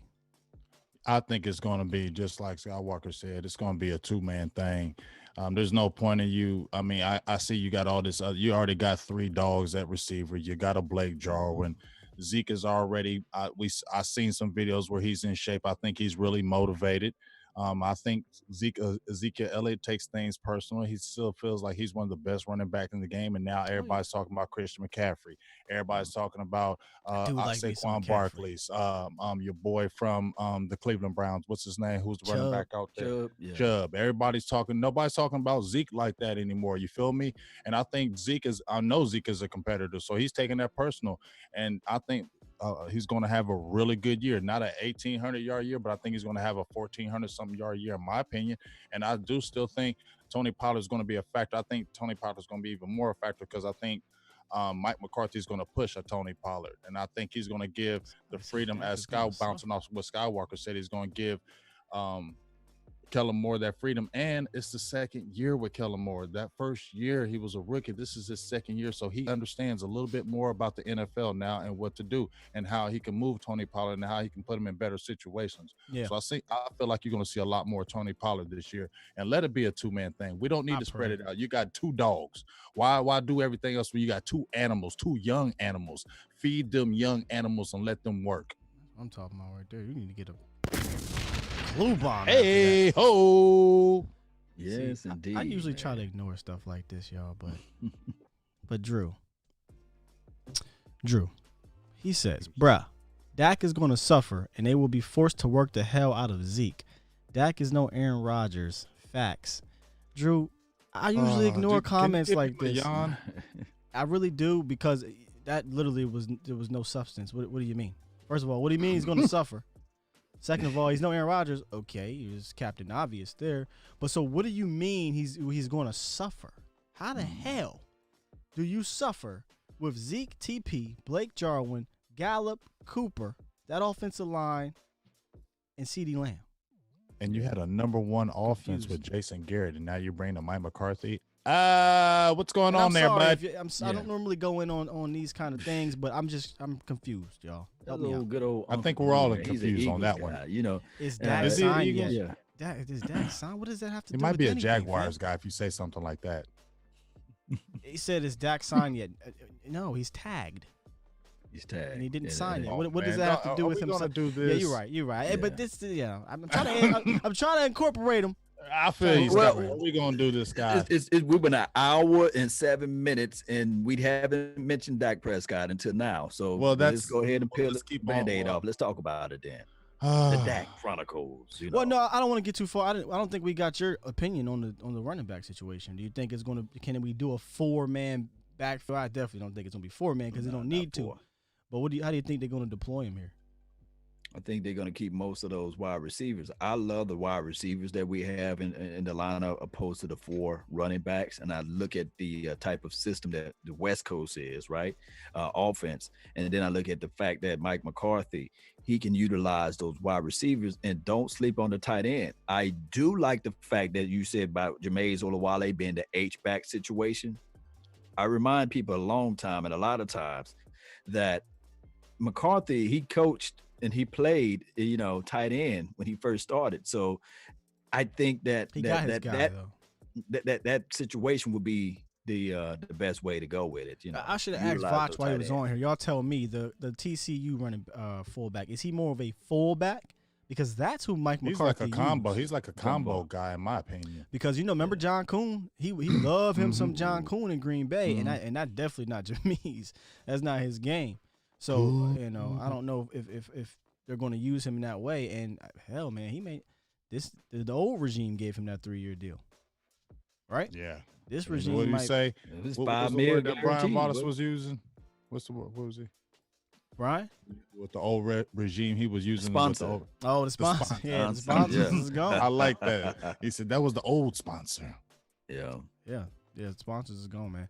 Hey, we got somebody that has been on this line holding, man. Hey, we appreciate your hope, man. Who we got on the line? Nah, Dom. What up? What up with you? For your mind. For your mind. Yeah, Vach over here hating on the female fan base. Tell him. Get him. Hey, yo, Thank you. big Back game. us up, Nah, please. I said hate is confused admiration. Tell me, For the dog. nation, baby. Tell me. I thank you. For I the thank you nation. came on here, The hate brother. is confused admiration for the nation. Tell them the hate is Yeah. real, dog. And you always supposed to schmooze the ladies. You know, you But gotta he was schmooze so them, you know. right. Y'all was cheesing and grinning, boy. I ain't never seen Big Game and Law. Me and my shorty was kicking back. And she was looking at the pictures. She was like, "Wow, she's beautiful." I was like, Man, I looking up can't too. stand Probably you. was like, she I alright. can't stand you. I cannot stand you right now. I mean, he gonna throw the compliment and then snatch it back. Yeah, he gonna make us feel good and Nine dime gonna how you gonna do us like that, dog? Yeah, You're he gonna supposed say to ride the whole yeah, call. yeah, You're supposed to yeah. stay with it the whole y'all call. can't- Yeah, dog. You supposed to go in the comment section. while we watching it. Who's that fan? You can't But switch up like piggyback that, on man. Our homeboy Brian Broaddus, you know what I'm saying? He brought up to attention that Connor Williams been trying out at that center, and that was very what you intriguing. think about that? Yeah. That is a great move. I mean, we know he light in the booty, man. Yeah, He's He on got the lower outside. base power though. Yeah. You know. I don't want to see him. He at got center. lower base power, but maybe him just being right beside Travis all those years, he picked up a few pointers. You feel me? And it's just going to add depth in that aspect. And I would like to talk, piggyback on Law with the tight end situation. I believe we're going to be heavy with the tight end. Because Mike McCarthy, if you go back with J. Michael Finley, like he loves those tight ends. He got one. He I made a loves them. video They don't about pound it. that middle of the saying it. I field. made a video a few months ago when we hired Mike McCarthy, and we were looking into the. This was before we signed Blake, and I kind of advocated like, hey, I don't think we need to go out in free agency and sign a tight end because I think if you go look at the style of tight end that McCarthy likes, it's here. It's an athletic guy that can get up field, that has good hands, and you look at Michael Finley, athletic, can get up the field. Look at what's the cat from the Saints? Jimmy Graham, athletic, Cook. can get up the field. And Look at Cook Cook, and Graham. athletic, can get up the field, and that's literally what he is. The difference is he just white. That's the only difference. Right. Yeah. And this is why I That's love it. tight And Blake- ends. Blake can go, though. Yeah. Blake can go. Yeah. Blake That- used to be a hey, wide that- receiver in man. Oklahoma. See, people Exactly. don't understand. Both- They got both that Aaron go. Rodgers. Yeah. There was an Both Aaron Blakes. Rodgers kid, the tight end Aaron Rodgers over there. He had a good season over there too. He got like Mhm. 50, 60 catches too. So he knows what he's doing with those tight ends. And this is why I like tight ends, fam. definitely. Nine dime. I want our tight ends to play so well that it forces you to get that linebacker up out of there, and you're gonna have to bring in another safety. For or another sure. guy. That's what I want because that's And what we with them didn't do. crossing we didn't routes. dictate that. Yeah, on the cross route, we kept 9. They kept 8, 9 men in the box, and we didn't control that by utilizing our tight end. And everything that you need to know Silly about stuff, that was man. this Silly. one place. There's one place on this. There's one play on the Saints game when they had those big boys in the body in the box. And that Jarwin Yeah. we Mhm. killed them with Jarwin up the seam. That was all day. We just didn't Yeah. go back to it. But go ahead. That Go was ahead. all day. Mm-hmm. But Brian was talking about our 6'4" cornerback, Mr. Chris Westrian. Yeah, said he Westry.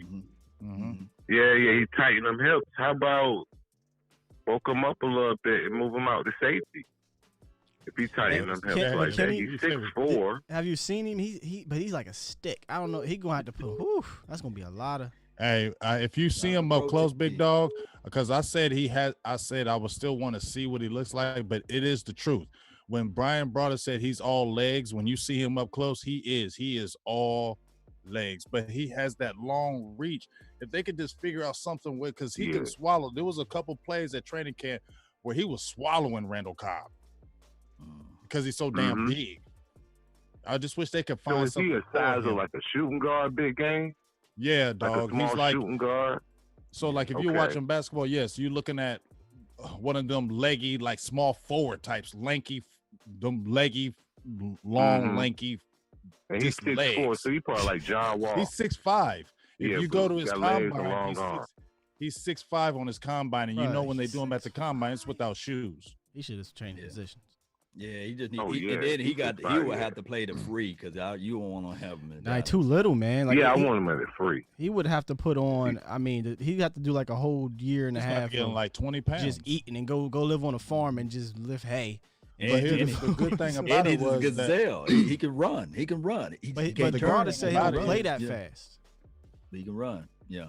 He run a 40. but you can. Here's the thing: it's still that practice squad. Yeah, I love y'all brothers. Y'all keep it up. appreciate you, Love man. you too, big dog. This is my time because I know that law line, that hotline is going crazy right now. Yeah, they was in there. Yeah, we hit. They was in there. All right, man. Appreciate you. Appreciate you, big dog. Yo, keep the female fan base coming once a week. All day, Candy all day. Cowboys. We got more trips up Eye our Candy sleeves. Get ready. Cowboys, man.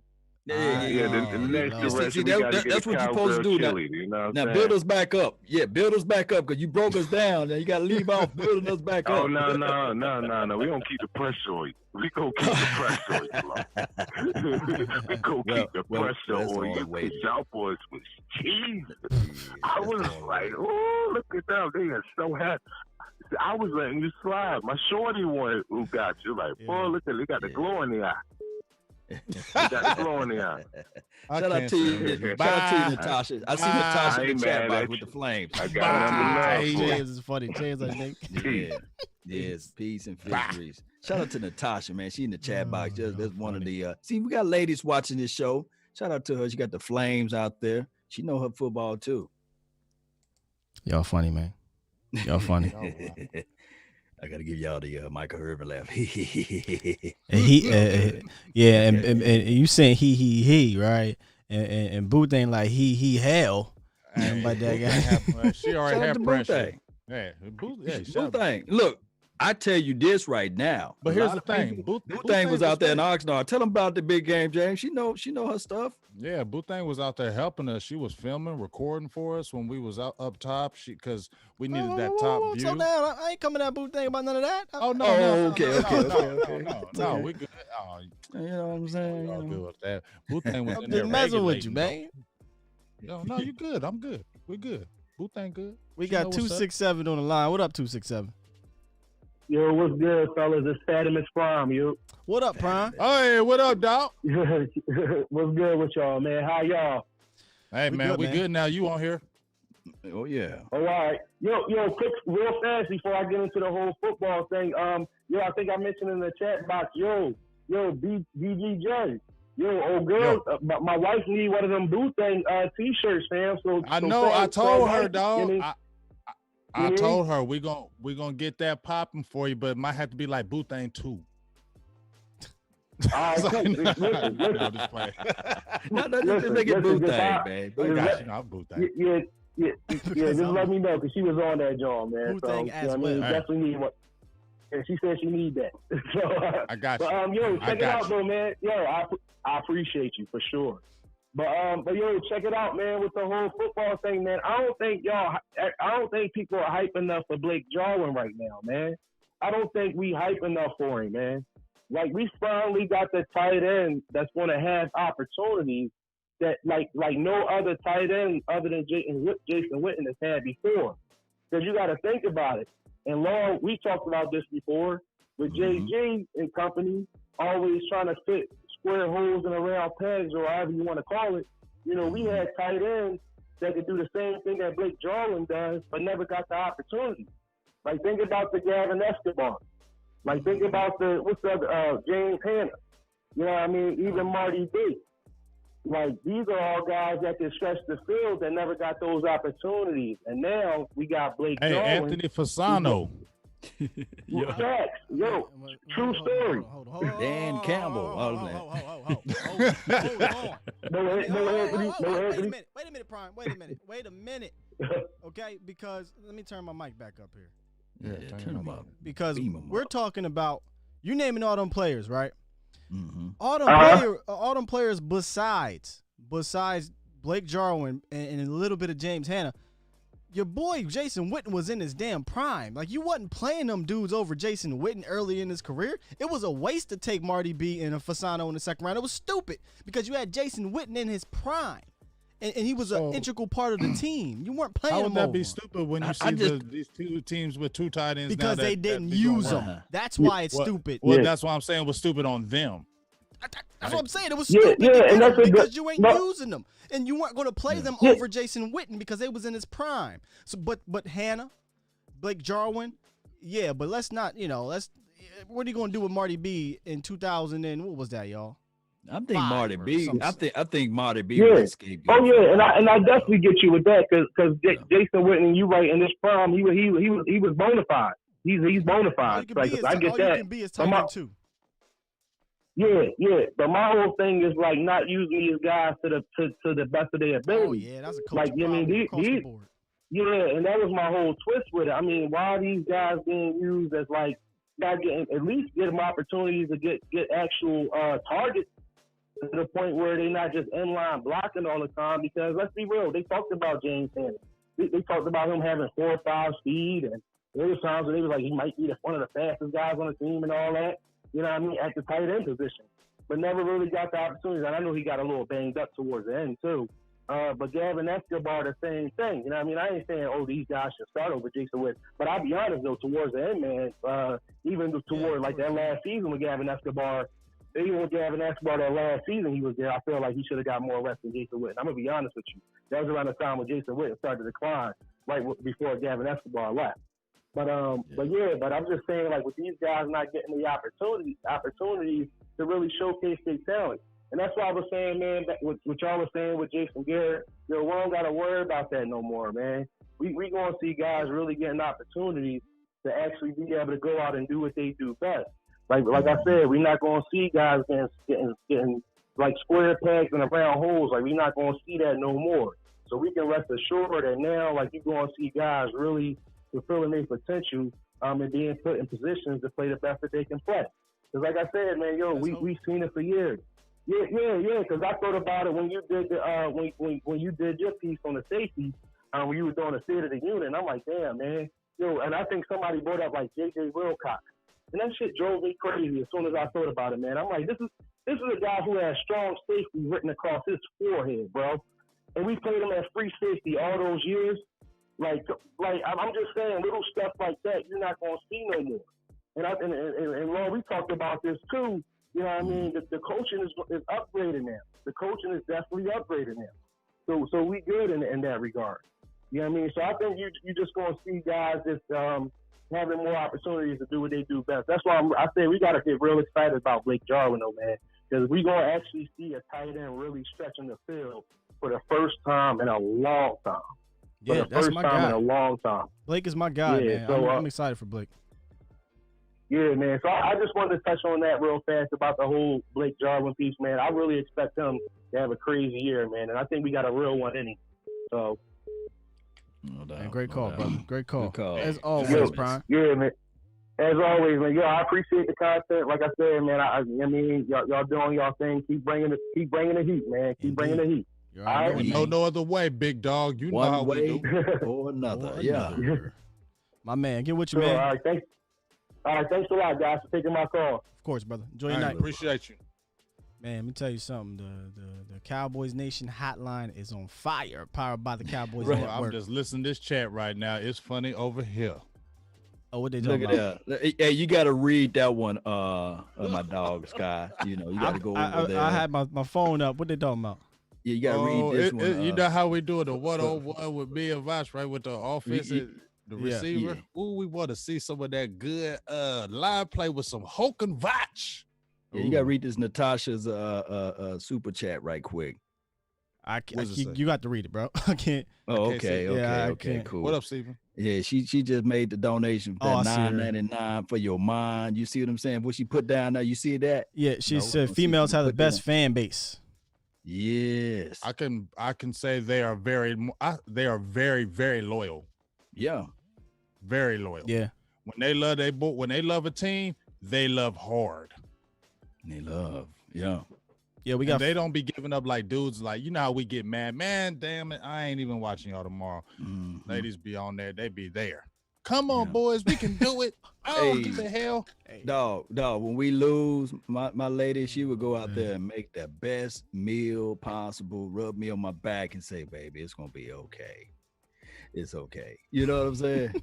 It hurts, man. It hurts, man. They see the passion. They see the pain in our veins and our eyes. They see that hate that we have after the game, bro. I put on a damn movie. Yeah, my boo thing just leave me alone because she already knows. But now though, we can't do that. We can't do it now. We gotta fight now. Look, back in the day, we could go turn that shit off. Now as soon as it's over, look, they in our inbox like, you coming live? You coming live? No, we call the game. Live? You ready to talk having about the this face, shit? You know? You ready to talk about this shit, dog? Hell no, I want to talk about it. Well, you better get on because the notifications. Man. Yeah, she made another donation. She said Cowboys have the best female fan base. That's what she meant to put. So yeah, I thought I can say that. base. I think we can. I think we top everybody, and I think we got the prettiest. Yeah, we got 409 on the line. What's up, 409? For your mind. Another 409 for your mind. The clean Turn your radio. agent. Or is that me? Hey, this is. Hey, can y'all hear me? Yeah, turn your radio down. I think we're hearing a little bit of down. an echo though, but go ahead. Can y'all hear me? Yeah. Why am I Hey, this is hearing- B-Bird, man. What's up, B Bird? We're hearing a bit of an echo. Trying to see if that's coming from my end or not. Hey, this is B-Bird, man. What's up, B Bird? How it sound now? It's echoing. You still hear And your I don't know echo in why. the It back. probably not. I don't know if that's you or that's me. How it sound now? Hey, let me try to call later. Yeah. Give me a sec, B Bird. Yeah, that might be you or Big that's Bird. me. How it sound now? Okay. Hey, let me try to call later. Yeah. still- Give me a sec, B Bird. It's still playing like Yeah, that. call right back. Mm-hmm. Okay, I know what happened. Yeah, I know what happened, B Bird. You come back. Come on back in, B. I know what happened. Yeah. Same thing the other day. Remember, y'all was like, Scott, turn your radio down. Your radio down. Low Scott, down. turn your radio. dirty Hey, shame. Scott, I need you to turn your radio down. Turn your right radio quick. down, Scott. All right, man. My fault, y'all. Oh, y'all funny in this damn chat. My goodness, Man, man. I love it in this Live chat, like boy. 95. Sometimes I could just sit back and listen to y'all. Joseph said, "Turn your house down, man." That's my dog. That's my dog. Botchism. Nah, that wasn't. That Botchism. was my man, B Bird. That was us, brother. That was us. Young Wilson, man. Thank you for making the donation there. Yeah. Shout out to the What up, donation. Young? I haven't Come over even- I here, don't even know holla if at they me, donate Young. over Not here. just, It's not hard just because of that. Just say hi. Come Yeah, over here, Eastside, Young. Say hi. appreciate you with the 2. I can't go all the way Yeah, back Eastside and gave see me on, the 2 too. on Sorry. my end. So I'm sorry if y'all donated on my chat. It's trying to do all this. I didn't catch it. Yeah. Sorry, guys. Yeah. Let's kind of just read some of these. Somebody said Rager over Lamb. You a Rager over Lamb? Dog, are you even a teams Who above said 500 that? scare Is me? that I a don't Eagles think that's fan? I don't think that's God. a Cowboys fan. Trolling at its best. I think we got somebody Got coming an in now. iPhone. Oh, that's me. Damn it! Come on, dog. Yeah. They called Yeah. right when I was trying to messing the whole thing up. Who this is? Drew ate the horse crap. Yeah, Eagles won the Super Bowl or something. Somebody ate some Hey, horse. 469. That's you. Who there? Who that? Oh, when you see that 469, you know it's about that time. It's your boy James Ronalds, the 4th out of DeSoto, Texas. What up, though? Did you hear you drop Yeah. earlier? What up, dog? No, I missed it, man. I Yeah, missed had it. you, You bro. know, my wife, you know what I'm saying? She had me on cooking duty. You know, Okay. so I was What's making on the late night menu? grilled cheeses during the late night hike. Oh, okay. I can't just read it. okay. But go ahead. Man, Hey, you need to hit up your say, boy. You need to hit up your boy though. You need to hit him up. Text him, tell him. I got it. All day I was like, man, my boy gonna be on. He gonna be on law. He gonna be on late night hike. Oh, I'm in here, baby. You know what I'm saying? I was watching his highlight tapes and all that. You know what I'm saying? Oh, Going yeah. back through the memorabilia, the photo. I'm like, oh, it's about to be on. We finna be live like Yeah. 95. You ain't He heard don't nothing. show up. You ain't heard nothing, James. Yeah. Ain't heard a thing, man. He I'm dropped like, it, huh? I'm trying He to dropped text it, my huh, boy. fam? Man, he dropped it like a hot potato. I'm like, God, dog. Knew that was coming. I'm going to plead the 5th. I'm going to plead the 5th. I'm going to plead the 5th. Man, say, you know, I was going back because I really had one question I really wanted to ask him that I never really got a chance to hit him up about was the Andre Gerard, Albert Hainsworth situation. He was there for that when like Albert Hainsworth like stomped on his face and like cut his eye and all that. Like, I really wanted to get his perspective, you know what I'm saying, on that. There was a couple more things. I know, like, he was, you know, during Hard Knocks, it was Hard Knocks. Oh, we had a He whole was like show. the We had a whole show return for champ. y'all, man, on all that Oh shit. man, we had this wet. We had it wet. It was gonna look. ESPN was gonna reach out to him and like, you gonna do a 30 for 30 because we saw you on the show with Big Game James and Skywalker and Law. Yeah. Yeah, we had. And what's so crazy about it is one thing I wanted to ask him was because we had my guy Walt Chisholm because they had did a show. Him and Jason Hatcher did a show. My guy Walt Chisholm, And one of the things I wanted to ask him was when Walt was on my show like about a couple weeks ago, he was alluding. He was like, "Well, when Patrick come on your show, he was like, I want you to ask him." He's like, "I ain't gonna tell you everything," but he's like, when everybody was talking about how T.O. was saying Jason Witten and Tony Romo's were doing secret plays and everybody was laughing at that shit. He was saying it was really true. They was really in that locker room on the side doing a little side plays. He's like, "I ain't gonna say it all." He's like, "I want Patrick to say it all to you," but that shit was real. Yeah. Man, unbelievable. And I want that to shit talk was about real. because Man. Yeah. man, see, we missed out. I gotta hit him up. Hit him up. Get him you up, man. Talk about him, man. Talk good. about him. Like, look, man. Come on, bro. You got. Man, come on, bro. Like, Come on, man. Come on, man. You can't disappoint the late night hype. You know what? What? Say it again. Yeah. You Because- can't disappoint the late night hype. You know? Yeah. Hey, but and I work, because I teach now at DeSoto. You know what I'm saying? So Wow. I still work with Byron Hanspard, who was his running back at DeSoto. When they had me going back and thinking back, like a lot of the NFL players, that talent coming out of North Texas, just Texas as a whole, man, they were producing some top tier talent in that 90s, 2000s era. You know what I'm saying? Like, it's really true about just that. crazy. Man, like that. And I wanted him to talk about that, but I can't get back on that. You know what I'm saying? I can't get back on that. I mean, the show is still, it's the late night hype. You know what I'm saying? You can't go no wrong. pressure. You can't go wrong. Appreciate your prime. So that's all I had to say. That's all I had to say. Hey, You know what I'm saying? I before you appreciate roll y'all. and run out of there, what y'all doing over there in DeSoto land? You had Laviscus Chenault to come out of there. You had the Jalen Mills kid. It's the water. It's the water. What's going on over there, man? It's the water. hey, hold on. I'm gonna tell you like this, because I don't Texas, know we if just I don't know if different. I've said this before. I grew up. When I say grew up, I'm talking about Pee Wee football with Von Miller. You know what I'm saying? Like the DeSoto Jaguars, the DeSoto Titans, East Junior High, West Junior High, high school. I don't know. But football's I know life. that, You know it. Football's life. Football's life. I mean, and and what's crazy is it's some cats, and we all got these stories. People we know that was better than the dudes that was in the NFL during their younger time. You know what I'm saying? That's like, man, that dude should have been in the NFL. You know what I'm saying? It was a powerhouse. But what I would say is we dealt with what the Cowboys dealt with for the last 10 years. Bad head coaching, you know what I'm saying?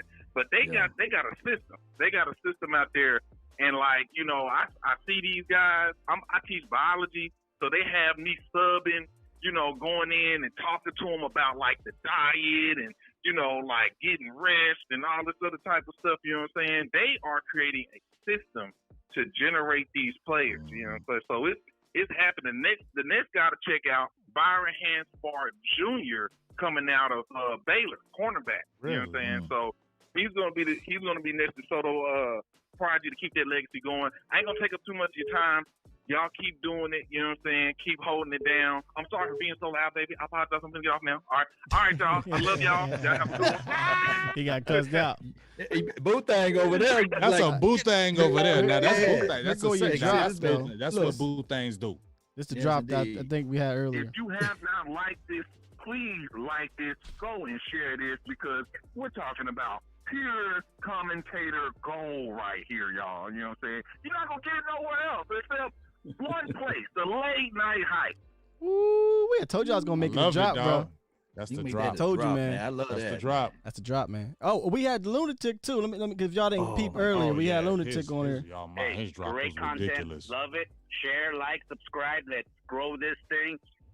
Y'all I know mean, his voice. Y'all know that I voice. know that voice. Y'all, we got. I'm gonna start doing when that Scott, more when often. Scott put this thing together, man. Wait till y'all hear that shit. Yeah. I got some more for y'all. That's on that fire Y'all for call y'all. in and Y'all all really the ready. love Go and flame. adulation, as you like to say. Hey, for can the we nation. mention some of the things that's gonna be happening next week though? Yeah, real quick. Because I keep forgetting. I'm looking back into my chat, and Mike was like, "Just read it." But you gotta understand, y'all. I got two different things going here. It's everybody's chat. It's mine. So I got Prime with the $2 shout out. That's my guy. Hold on 1 second. Let me second. 1 second. We got Prime for your mind. All right, so we got Prime with the $2 donation, and then we got Cowboys Nation 8419 says new coaches equals a new Cowboys dynasty. Mark it down. Appreciate you guys for that. I try to read all the super chats as I can, but you know how I go. But go ahead, man. So what's up next week? Oh, so next week we might do the duel, right? We gotta see what's up with John Oney. Yeah, it seems but next week we got commitment from Dave Hellman. Y'all Tiny know Jim. Dallas Cowboys. Tiny Jim. I said I hit him up today. I said, well, hey man, I said I was at the combine, which in 2018 we already had Broadus and Kavanaugh. You just need to be here to make the trifecta. He said, let's rock. So I got in the inbox, hollered at me, said, let's do this. So Tuesday, that's locked down for the late night hype. Mr. Dave Hellman, that's going to be funny because I think he's a funny dude. So we're going to have fun with that. Too. And he's good what he knows. And then John Oney, if that comes in, because Skywalker, I've talked to him. He's been on my show. Me and Skywalker they was on the show at the same time with me back in the day. And so now Skywalker's been talking back and forth. And if you haven't heard John Oney, you really need to, because that dude knows his stuff too, especially at the pass rush, the level.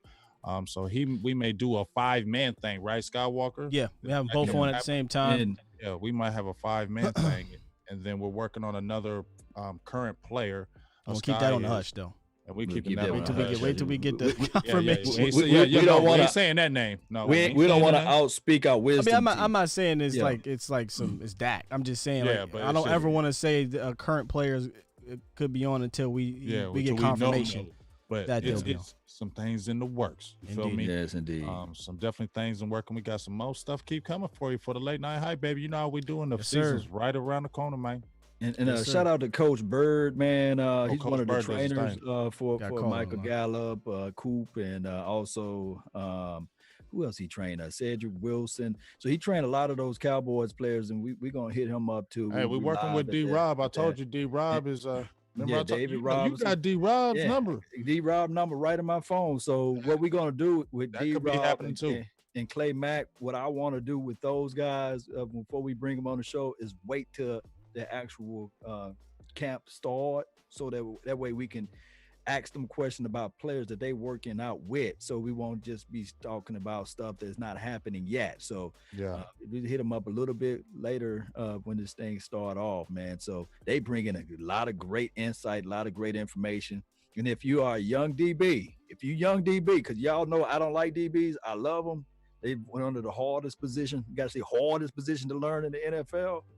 Reach out to my dog Clay Mack, man. He will put you in the right situation, and we will have some mini camps for them.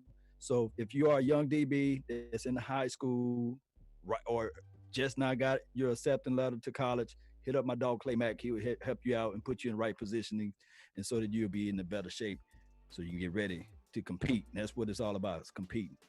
Indeed. Let's hop back into the Cowboys Nation chat line, brought to you by the Cowboys Network. Make sure to go follow him on all the social media platforms. Sosa's on IG, Twitter, Facebook. Trust me, man. If y'all want to stay up to date on every little detail and you have some good visuals, that's who you want to go to. I think we finally got B Bird. We got you? B, you in here? Skywalker, how you doing? It's Lunatic. The Lunatic. I thought it was big. The Lunatic. Hey, did you hear your drop? Lunatic? No problem. Hey, I'll give way to Bird. He always gives great content. He does. He has insightful he's got those thoughts on the boys. Hey, I just want to say it again. Great interview tonight. Great week starting on Sunday. Can't wait for next week. You mean interview Vach? Because being good PC tonight. We miss PC. He just talking about us, the late night hype, man. yeah. But go ahead, Lunatic. I get it. Again, I'll just give you this. Listen, last year we were -1 in takeaways. -1 in takeaways. We had 7 interceptions. Terrible. 7 interceptions, 10 fumbles. We gave up 11 interceptions. We had 8 fumbles. Give me a number, because again, I hated that bend but don't break. I know we're going to be more aggressive. We might give up. We might give up a couple more big plays, but we're going to have those game-changing takeaways. So give me a number. What number you think? What number you feel comfortable with? Yes, this is what we needed. this is what our defense is capable of. And I'll go ahead and hang up. I know Cowboys Nation, the callers are calling in. They want to hear their voices heard on Late Night Hype. They want their insights with all these Cowboys fans. So I'll just go ahead and hang up and listen to the answers. Have a great one, Cowboys Nation. Appreciate you always. Hey, Lunatic, Hey, check appreciate out. you. Do me a favor. You still there? Oh, you hung up. There you go. Hey, Lunatic, if you can hear over the show here, and once again, I went low. Oh, you went low? Yeah, that's all right. I'm back up. Lunatic, if you can hear on this show, or any of my members, if you're in the chat right now, I dropped a new emoji. I kind of want to see it. So if y'all got that new emoji, if you're a member, go ahead and drop that thing. I kind of want to see what it looked like. But if you, I went ape nuts on the emojis, Sky. I did like Boo Thing found out how to finally do it. Yeah, I don't know how to do that shit like that. She figured how to do it, dog, and she went hammer time. And you know what? I'm trying to find that Yo Got Fire, Yo Got Flame. So watch for that one coming for your facey. Yeah, Sosa dropped one for me, so I'm trying to see if it worked. Okay, so KMT dropped looks like you dropped another one. It should be a Skywalker one. I think I dropped a new Skywalker one. I want to see one of those. That's what I'm talking about. But okay, so what did Lunatic want to know about a number of defense? Yeah. Of turnovers. Yeah, see the OG. Number takeaways. I don't know what number. That's a tough question because turnovers are they could be fluky. You know, they could be fluky. So I don't know a number, but a number that I think we need to get to be a dominant defense is probably somewhere in the 30s, right? Isn't that what most of the dominant defenses? They get about 30 takeaways somehow, some way, roughly. Yeah, but let me turn this one over right quick. Sure. Landon, thank you for making the donation. There you go. Donation, man, and also Floyd. Thank you for making the $15 holler, man. I really appreciate you elevating the nation. What's good though? That thing look there you go, the ninja. He's showing. I'm sorry, I didn't mean to deflect, but all my emojis are popping. Yeah, up. they dropping emojis because I'm getting excited because all my emojis are showing up. My boo thing got my OG one. Oh, I had a glory hole one. It's not working. Oh, we gotta fix that one. I got one. I want me some glory hole. I got me a dead eagle on mine, but do you? Let me see. I got to go to your individual. Yeah, you got to go to the individual to see it. Yeah, come over to my page. That OG is hard though. Yeah. Where's that? Where's the glory hole? You got the glory hole to pop up? Nice. I want me some glory hole. I think. Let me go to your page. Big Game. What'd you do, Scott? With yours? You did your own. It's the light. You see my new profile pic on Twitter? It actually on YouTube as well. Oh, let me go look at it. Yeah, that's what it is. And then I'm gonna have some different ones too, some different variations. The more the membership grows, the more you can you can add on there. Oh, okay. Ain't that shit fun though, low key? I love it. Yeah, it's funny. I like that shit. Funny. I don't know how to do it. Boo thing do. I like looking at it though. It's pretty cool. I'm going to your page now. Yeah, what about number? I got a number for a number that you think we need to hit to, I guess, have a good defense turnover wise. I think about 30 to 35. I could be wrong. I don't know if that's too high, but I feel like 40 30 would be great. Let me do this then. Shoot, maybe let's 3 get a fumbles 40 with 40 sacks and 40 turnovers. Yeah. Oh my God. Number one defense, bar none, if you get 40 turnovers and 40 sacks.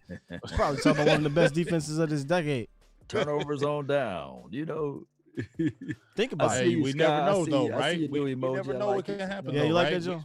Yeah, I like that. We've seen teams rise out of nowhere defenses. So it's a really good staff. We got some guys that are, we were talking the other day that let's say that money got spent, if Tyrone Crawford took a pay cut and you brought in like an Everson Griffin off that money, I'm praying that.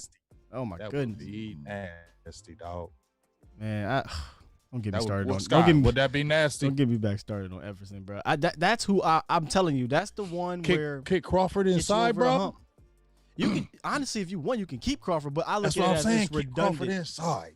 I look at it why. You know what I'm saying? Because if you bring in Griffin built the same damn way. He's just better. He's just a better player. Oh, that's a good touch on that big game, James. You got OG as one you of like yours. that OG one? Yeah. You OG for real. I gotta go on Thank here. you. I appreciate it. I'm just trying to step up and be like y'all. Emojis. Yeah, I'm trying to go on here and see. Ooh, Hope now. became a member. Hey, appreciate you, big dog. Hope became a member. Biggie John level. Matthews too Biggie on your level. channel. Biggie. John Matthews. Oh, did I get a new stream? Is that what that was? Biggie. Y'all remember that song? Kick in the door, wave in the 4-4. All you heard was Papa, don't hit me no more. All right, what about you, Law? You ain't give us no number. Far as thoughts on the turnover. Oh my goodness. I was turned over. Remember, Scott I read said he wasn't letting that go, was he? he said he wouldn't let it go. I was sitting there. He Okay, said, Law. Oh my goodness. He ain't even letting it go. So I need a turnover. I will be happy because it don't take much for me to be satisfied. But if we can just get one interception a game and one fumble a game, I will be happy. But of course, I want multiple interceptions in one game. That will make me, have the biggest smile on my face. When the last time we had a game where we had multiple interceptions in one game, Hell, if I remember. I mean, I'm sure it happened last year, right? Was it last year? Giants? Did that happen against the Giants? Well, back to back, because I know I think we had multiple interceptions. I think we had 4 turnovers and takeaways. Multiple interceptions in the Giants game? I know we had a ton of turnovers against the Eagles game. Eagles game, yeah, we beat the hell out of them. We had a ton of turnovers. That's how we because we had the first turnovers the first 2 possessions. Yeah. So I want something that's like how we that. got in that ass. Yeah, I want to see a damn dominant defense, fam. Like I'm tired of bend up don't and break. down. Yeah, that bend but don't break is That shit killing is me. whack. But you know what else I'm tired of? That special team play, man. We've been like garbage, man. I just want garbage, that waste, trash. I don't want to see no safe play close to the vest type of situation. Need I workers' want comp when they insurance? punt the ball, you run that thing. Don't be sitting there waving. Oh, I talking see the about OG. fair catch. Yeah, that I like OG, that. OG slick, OG slick over there. Yeah, I'm digging that old jizzle. Like the OG. Yeah, them little things like that. I'm with that one. Yeah. All right, man. Let's put y'all talking about in here. Let me get back in it. I'm looking at this. We had a lot of turnovers. Our best last really great turnover ratio was 2014. 2014. Right? We had like 37 turnovers, I think, right? Wasn't it something like that? I could be wrong, but I know it had to be in the 30s, fam. I'm looking up right now. My dog over here said the U says Jeff Heath, mark my words, we will miss that man. Oh my God. Stop it. Stop. We're missing what on special teams? That. Jeff Heath finally had a serviceable year as a tackler last year. It wasn't that bad. He actually only missed 4 tackles. Before that, Jeff Heath was god-awful trying to make a tackle. Now, where Jeff Heath was really good at is when Jeff Heath was a reserve player, the number 3 safety, and he would come in and get you the timely interceptions and what have you. But Jeff Heath as a starter, ain't nobody missing Jeff. Now, I don't mean to come at the commenter there. No. But I'm just passionate about some damn Jeff Heath. I don't miss him. He's so passionate about Jeff Heath. And not in a good way. It's just that there were so many years to upgrade that man, and you didn't. Because why? I call it the good old boy club, but Brian called it the sponsorship. He got a sponsor, Jason Garrett. What was the first thing that Woody said about Jeff Heath and whoever else we brought on? They wasn't speaking glowingly, but they said it is what it is. I think Philip Tanner said, okay, Jeff Heath was the guy. He was a dog out there for special teams, but let's be real about it. He was a special teams guy. We had 16 interceptions in 2014. The U said Bruce Carter had 5. Dog. When you the leader of a team in turnovers, he said Jeff Heath was a leader. Listen. He said he's the leader. He said he's the leader in turnovers on this defense. Don't give me god awful. He was the leader on turnovers on defense on a defense that can't get turnovers. So it don't take much to be the leader. 2 picks. Jordan Lewis wasn't even starting to have more interceptions than everybody, damn near everybody else. He wasn't even playing. That's what's crazy is that, and no, Voch is probably pissed because that's Voch's guy, Jeff Heath. But it's crazy that's the go-to for Jeff is the whole turnover situation. But when you actually go back and look, it's not like this dude was getting you 6, 7, 8 turnovers a year. That's not the case. Or he would have been a Pro Bowler. Jeff Heath would get you at tops 2 picks. And it wasn't like because he just had this amazing read and he Earl Thomas you and came from across the field for a pick. I mean, I think one of the best plays he had might have been against the Packers in 2016 in regards to getting a pick. Other than that, I mean, you're talking about a tip to him or what have you. And then in 2017, he made a great play against David Carr. You know, but I mean, Jeff Heath gets that crutch because we're a shitty defensive team and getting turnovers, and he was the only one that was getting them for a good bit, and it wasn't like he was getting a lot. Yeah. Jeff Heath. True that. Man. Get him out of here. He should have been out of here. Should have been one out in there and got Earl Thomas or somebody else. Yeah. Still looking. We had 16 interceptions in 2014 with that damn defense. We had a lot of picks. I mean, so we had a lot of. J.J. Wilcox had 3. We had a lot of turnovers that year. I think we were top 5. And tell me if I'm wrong. 35 turnovers. 35. I knew. I said 37. But yeah, man, if we can get back, but the problem was, right, James? I go look at the sacks. I don't think we had. That's what I'm like. Yeah, did we have? We weren't in that 30-30 club, was we? We might have been. Hell no. I'm looking at it right now. Jerry Mincy, I forgot he had 6. He was our best deuce. I remember when I was like, you can't have Jeremy Mincy chasing. Leading our sack leader, right? Yeah. Well, I think the he was saying is that we was playing him out of position. You know. Who, Jeremy? What position? Heath. Jeff Heath playing. Nah, man, I don't give a damn what position. All right, you know what? I'm done. You just move on. Let's move on. Then. No. Y'all can talk about. We only had 17 and a half sacks. Damn, that's it. Yeah. Are you for real? Yeah, that's yucky. What year? Oh, that's bad. 2014. Man. Wow. Oh, see, that's what I was saying. That if you would have had DeMarcus Ware, you know what I'm saying? you be better, but you think we win in the Super Bowl because DeMarcus Ware? Well, I think that we would have had more than 17. Oh, I believe. We also got to say that we couldn't have no injuries in the playoffs because we had one injury. Because we had one injury in the playoffs, you already know what would happen. Well, that's just a major. We were talking about making those adjustments. We can't never overcome that with KMT Garrett, trying to get me started. I'm not playing your games, KMT. He'll bait you. He trying. KMT. What he was saying? Oh, and KMT, Jeff Heath's the best box safety in the game. But he's trolling. KMT's trolling. He said he's the best box safety coming. He got his jersey coming. He got a Trevin Diggs blue jersey coming. Yeah, I'm getting out of this. Y'all take over, please. Man, shout out to him though. I'm not talking about no damn Jeff. Hey, what position? How is he out of position, man? Jeff Heath came out, man. There's nothing to say about Jeff Heath. He said he used to be all over the field. All over the field. Philip Tanner said it best, man. He was one of the better special team players on the team. Oh, indeed. What'd he say? The better special team on the team, and you know that was his claim to fame. And it's nothing to sully or denigrate him. It's just what it is. Undrafted guy from Saginaw Valley. He did his good job when he was a rotational guy. And remember what they said. They were predetermined rosters. Roster because of little things they did. Funny? Political football. You know what's funny? There was people in the comments on the George Iloka thing where George didn't say anything disrespectful about Jeff Heath. We made a statement to Jeff about Jeff Heath and about the buddy system, as you guys know, I like to call it. And George was like, "Yeah, man, I knew what it was, you know." And he left it at that. And then somebody was like, "Oh, you know, that's just a bitter person." But then PT came on and uttered the same sense there was already predetermined type of things. There wasn't no accountability or real competing in regards to positions like that and certain players like that.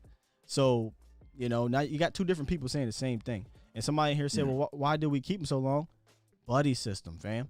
When this coaching staff loves you, you stick around. You're a Jason Garrett guy, right? If you was a Jason Garrett guy, like Phil PT said too, if you was a Jason Garrett guy, you had maybe some more privileges. And Jeff Heath was a Jason Garrett guy. Run through a wall, play hurt, do, you know, I mean, he was the Jason Garrett guy. Kudos to those guys, you know, and just like I'm gonna give this analogy. You know, I love analogies. Yeah. If you guys ever had a flat tire and you change that tire out, it's a donut, and it says, please keep in mind, do not go over 45 miles per hour in or drive more than 40 to 50 miles on this particular tire. A little donut. On that donut. But guess what? That car can still scoot. It can still move. So it Jeff can do all those things. But it's the donut. It's not meant to be the end all be all. But what we did to this particular team, whether it be on the offensive side with the tight end position or whether it be the safety situation, we kept that donut on and said, hey, we're still able to move. We're still able to get our car to point A to point B. I love it, Law. That is an amazing analogy. and it pertains directly to Jeff Heath. He was a donut, fam. Because it's perfect. Because when we had a starter, he was the donut. When we needed to bring him in, he did what we needed him for. And then we took him right back out, put the regular tire back on. And then I guess they wanted to go out and try to get some rims, and it didn't work. So they put the rims on there, and they ain't fit, end up getting a flat or something. They put the donut back on which was Jeff Heath, and they kept him there for like 3 or 4 years. And the saddest thing I can ever see in my life. That donut just stayed on. It was trending. Damn, that's a strong ass donut, man. That's the saddest thing I saw in my life was, love it, or to be able to see a donut on some, you see the rims, the 3 tires, and you see the fella with the donut on there for more than 1 or 2 days. And like, dog, your priorities are wrong, fam. This is what they try to do, Law. They put the donut on there, and then to try to sweeten it up to make it seem like that, hey, everything is fine. They went out and bought a hubcap. Yeah, and they put a hubcap on the donut and try to make what do you like to say? Don't piss on me and tell me it's raining, fam. Yeah. I'm gonna just say this. When we had Daryl Worley on there, when you asked him, Law, you said, "Oh, Jeff Heath you gonna take 30?" He said, "Hell no." That should tell you all you need to know. 205, That's all you what's need up? to know. What's up, man? What's going on? Hey, man, we live. Hey, this Uncle Charles, bro. Uncle Charles. I was about to say, he hyped. Let's What's up, man? How y'all doing? How my 3 kings doing tonight? We doing good, bro. We're doing great. King? Appreciate you, King. Man, I just want to make this comment, man. It's been weighing on my heart for days, man. We've been having a bad animal problem over here in Birmingham with dogs and cats show up on your door. But I had a little dog out there yesterday, and he wanted some food. And I said, look, man, you got to go home. I ain't your owner. You need to go home. He kept barking and looking in my eyes. I said, I'm telling you one more time, you need to go on that because I can't teach it. But I looked at it in his eyes, and he stood up for his right. And now I got to stand up for mine. There's no justice, no peace. Which brings me to Jerry Jones and Dak Prescott. Jerry Jones, I just got to say this to Jerry Jones. Jerry Jones, you are a brilliant owner. One of the goodest people I know. But when Troy Aikman played for you, you paid him $50 million, and everybody had a nice glass wall outside, and everybody went home. Then Tony Romo came through, and you paid him a multi-million-dollar deal. Everybody had a nice glass shot in there, and everybody went home. And then here comes that rolling through, clean cut brother. Ain't no ran from the pole, ain't broken nobody's car. He gets about as clean as he can be. When I look out there at AT&T Stadium, man, you know what I see? I see white, black, green, and yellow, and everybody fight for the common good for their team to be Super Bowl champions for the 6th time. So we need to learn how to get along in this country and love one another, because I'm going to tell you something. I cut myself last night shaving, and I'm pretty sure a guy by my age or a little bit younger cut himself. And I can tell you what came out of me was red, and I'm pretty sure what came out of him is red. So we can get along in this country. You know what makes America great again? It's that guy that pick up that garbage every morning at 5 o'clock. It's that surgeon that's saving their life on that operating table. It's that teacher that teaches our kids in their classroom and preparing them for the future. So I say this to the American people and say this to the Dallas Cowboys fans. I want you to eat right. I want you to go to bed on time. I want you to love one another. And when you do that, everybody fight for the common good, because it's all we got. It's all we got. With no love, we have nothing. Don't none come at war but war itself. And you better study that. Garrett, pay this man his money. You didn't have no problem paying them guys. Pay this man his money. This man is a good young dude. Pay him his money. And I want to say in closing, do what you got to do, people.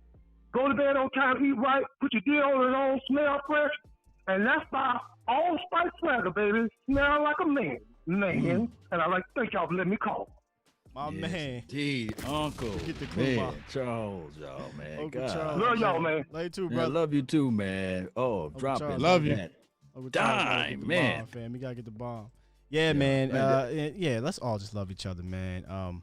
But also let's understand and educate each other as well. Yeah. You know, we can we all about love, but if we don't educate each other on history of things, then that love can be misguided. You could just be loving a person for, different reasons. You know what I'm saying? Yeah. Without understanding why, the pain that they have. And without understanding, do you really love somebody? Or you just love what they can do for you? One of the things that, that I love to hear is, love us as much as you love our culture. Yeah. You know? So that's where I stand. So I'm with you, man. Everybody love each other. What a brilliant, man, for the last call of the night, man. Yes, that was one of the nail in the coffin type of situation. I feel exactly every sentiment of the man's voice. Uncle Charles put that thing out there, the wisdom of Charles, man. All I can say is that let's understand that this Dallas Cowboys team unify everything. And he have a strong point about paying Dak Prescott. Let's get this thing going. Let's stop dragging it out throughout the world and the media. And let's go ahead and pay this guy. Hey, Prime said, because this is what Charles said, or Uncle Chuck said. He ain't broken nobody's car. Right. I love Uncle Chuck's accent, man. Yeah. Oh, yes, man. indeed. He's funny. In Birmingham. Yeah. Yeah, just pay the man. But stuff. that's a whole other thing. Look, we about to get on up out of here though soon. Yeah. So go ahead and give your shout outs here on your individual pages here. And Salutations, and your salutation. Yeah. I made sure that was right. And so it was right. I want to look. I said, let me make sure I said that thing right. Give your salutations, guys. Yes, big game, James. I'm always got to go before the Law same. because he I got to do that. Got 3 new members today. Appreciate y'all, Charles. There we go. Namasaka. I hope I didn't say that name wrong. If I did, slap me. All right. Got my guy Main Purpose, who became a member as well, Biggie Level, and my guy Hope Logan. About time you got on the damn train. Appreciate you, dog. Jumped on the membership train. The Ninja, my dog, you already know, for the hollers tonight.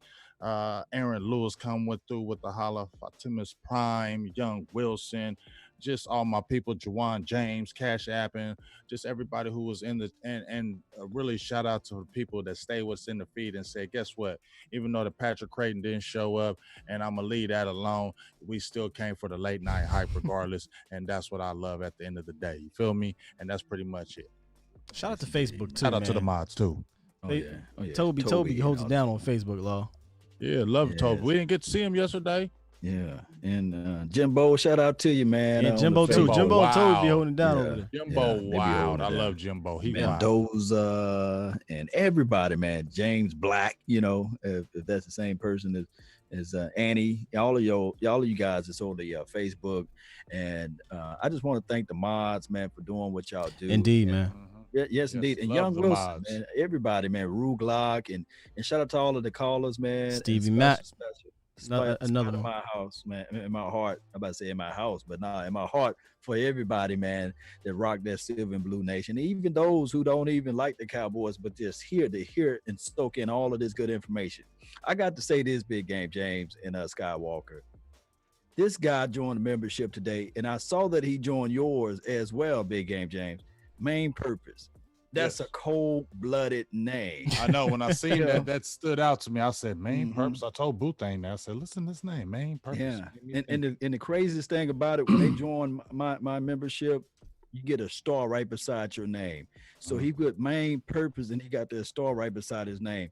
And regardless of how we look at this thing, just like my dog, Uncle Charles, just said, man, we all bleed the same, We all believe that silver and blue is coming out of our bodies. Let's continue to grind. Let's continue to shine. Y'all hit those notification bells because you never know when we go live like 95. You guys feel this thing, Skywalker, when we get on this show and we talk and we spit our mind, it regardless of who joined the show, we're going to speak our truth. It's raw, it's real, uncut. We didn't sit down and say we're going to talk about this, we're going to talk about that. We just giving you guys the unfiltered, the raw information for the nation. Let's continue to grind and shine. Y'all hit those like buttons and all of those share notification things. Let's continue to grind, baby. That's been our time. And remember, you're listening to nothing but the best. Let's go. Man, that's so classic, man. That's so classic. Right. And what I got is classic. And what our guys say, this is what I like. I like to hear stuff like this, man. If you have not liked this, if you haven't, please like this. Make sure you like it. Share this because we're talking about pure commentator gold right here, y'all. You know what I'm saying? You're not gonna get it nowhere else except one place, the late night hype. Indeed, I love how he man. says it. The late night hype. Perfect drop. It's the perfect I love how drop. he says it. The late night hype. You heard him, man. Hey, when this thing syndicated on Sirius Satellite Radio, I'm speaking. Thou shall decree a thing and it shall be established. Look, when this thing get on Sirius Satellite Radio, we're gonna say, hey, in order for us to go there, we got to bring that guy to say the late night hype. He gotta be the one that does our intro drop. The late night hype. Indeed, fam. Indeed. Yo, go Hey, make sure Flay. you guys keep rocking Yo with got us. We fire. Appreciate all the donations. Definitely on my channel. Appreciate all the donations. I think I had a new member. I'm sorry I couldn't get to you. Main purpose, again, probably. all this going. I think it was. It might be because they be trifectoring with us, and I love that shit. That might have been it, man. I think. Hey, Scott was. Oh, I'll tell you to it off air. I'll ask it off air. Okay. And like he said, man, earlier in the show, next week, David Hellman, Tiny Jim, will be in the building on. Oh, we got 3 new members, Stevie. Well, I couldn't keep up. There was a lot going on. But we got Tiny Jim and possibly John Owning, who, if you have not seen this guy, guys, go on Twitter. I believe it's at John Owning. Man, he's good. He writes for Dallas Morning News, and his articles are the shit. Yeah. I mean, and it might be even, you know what I'm saying, like an understatement. He's that good, guys. Yeah. Check him out. And once he's on here, we're going to talk a lot of X's and O's and breaking it down. And if we can get him and Hellman at the same time, it's going to be litty lit. Yeah, that's going to be litty lit. The 5-man boxer. It's going to be nice. It's going to be nice. So, yeah, man, y'all know when we hear this. You know what that means, You know what the hell that means, man. It's time to go. So you ain't got to go home, but you got to get the hell out of here. But one thing, like Chuck said, he was like, make sure you go to bed on time.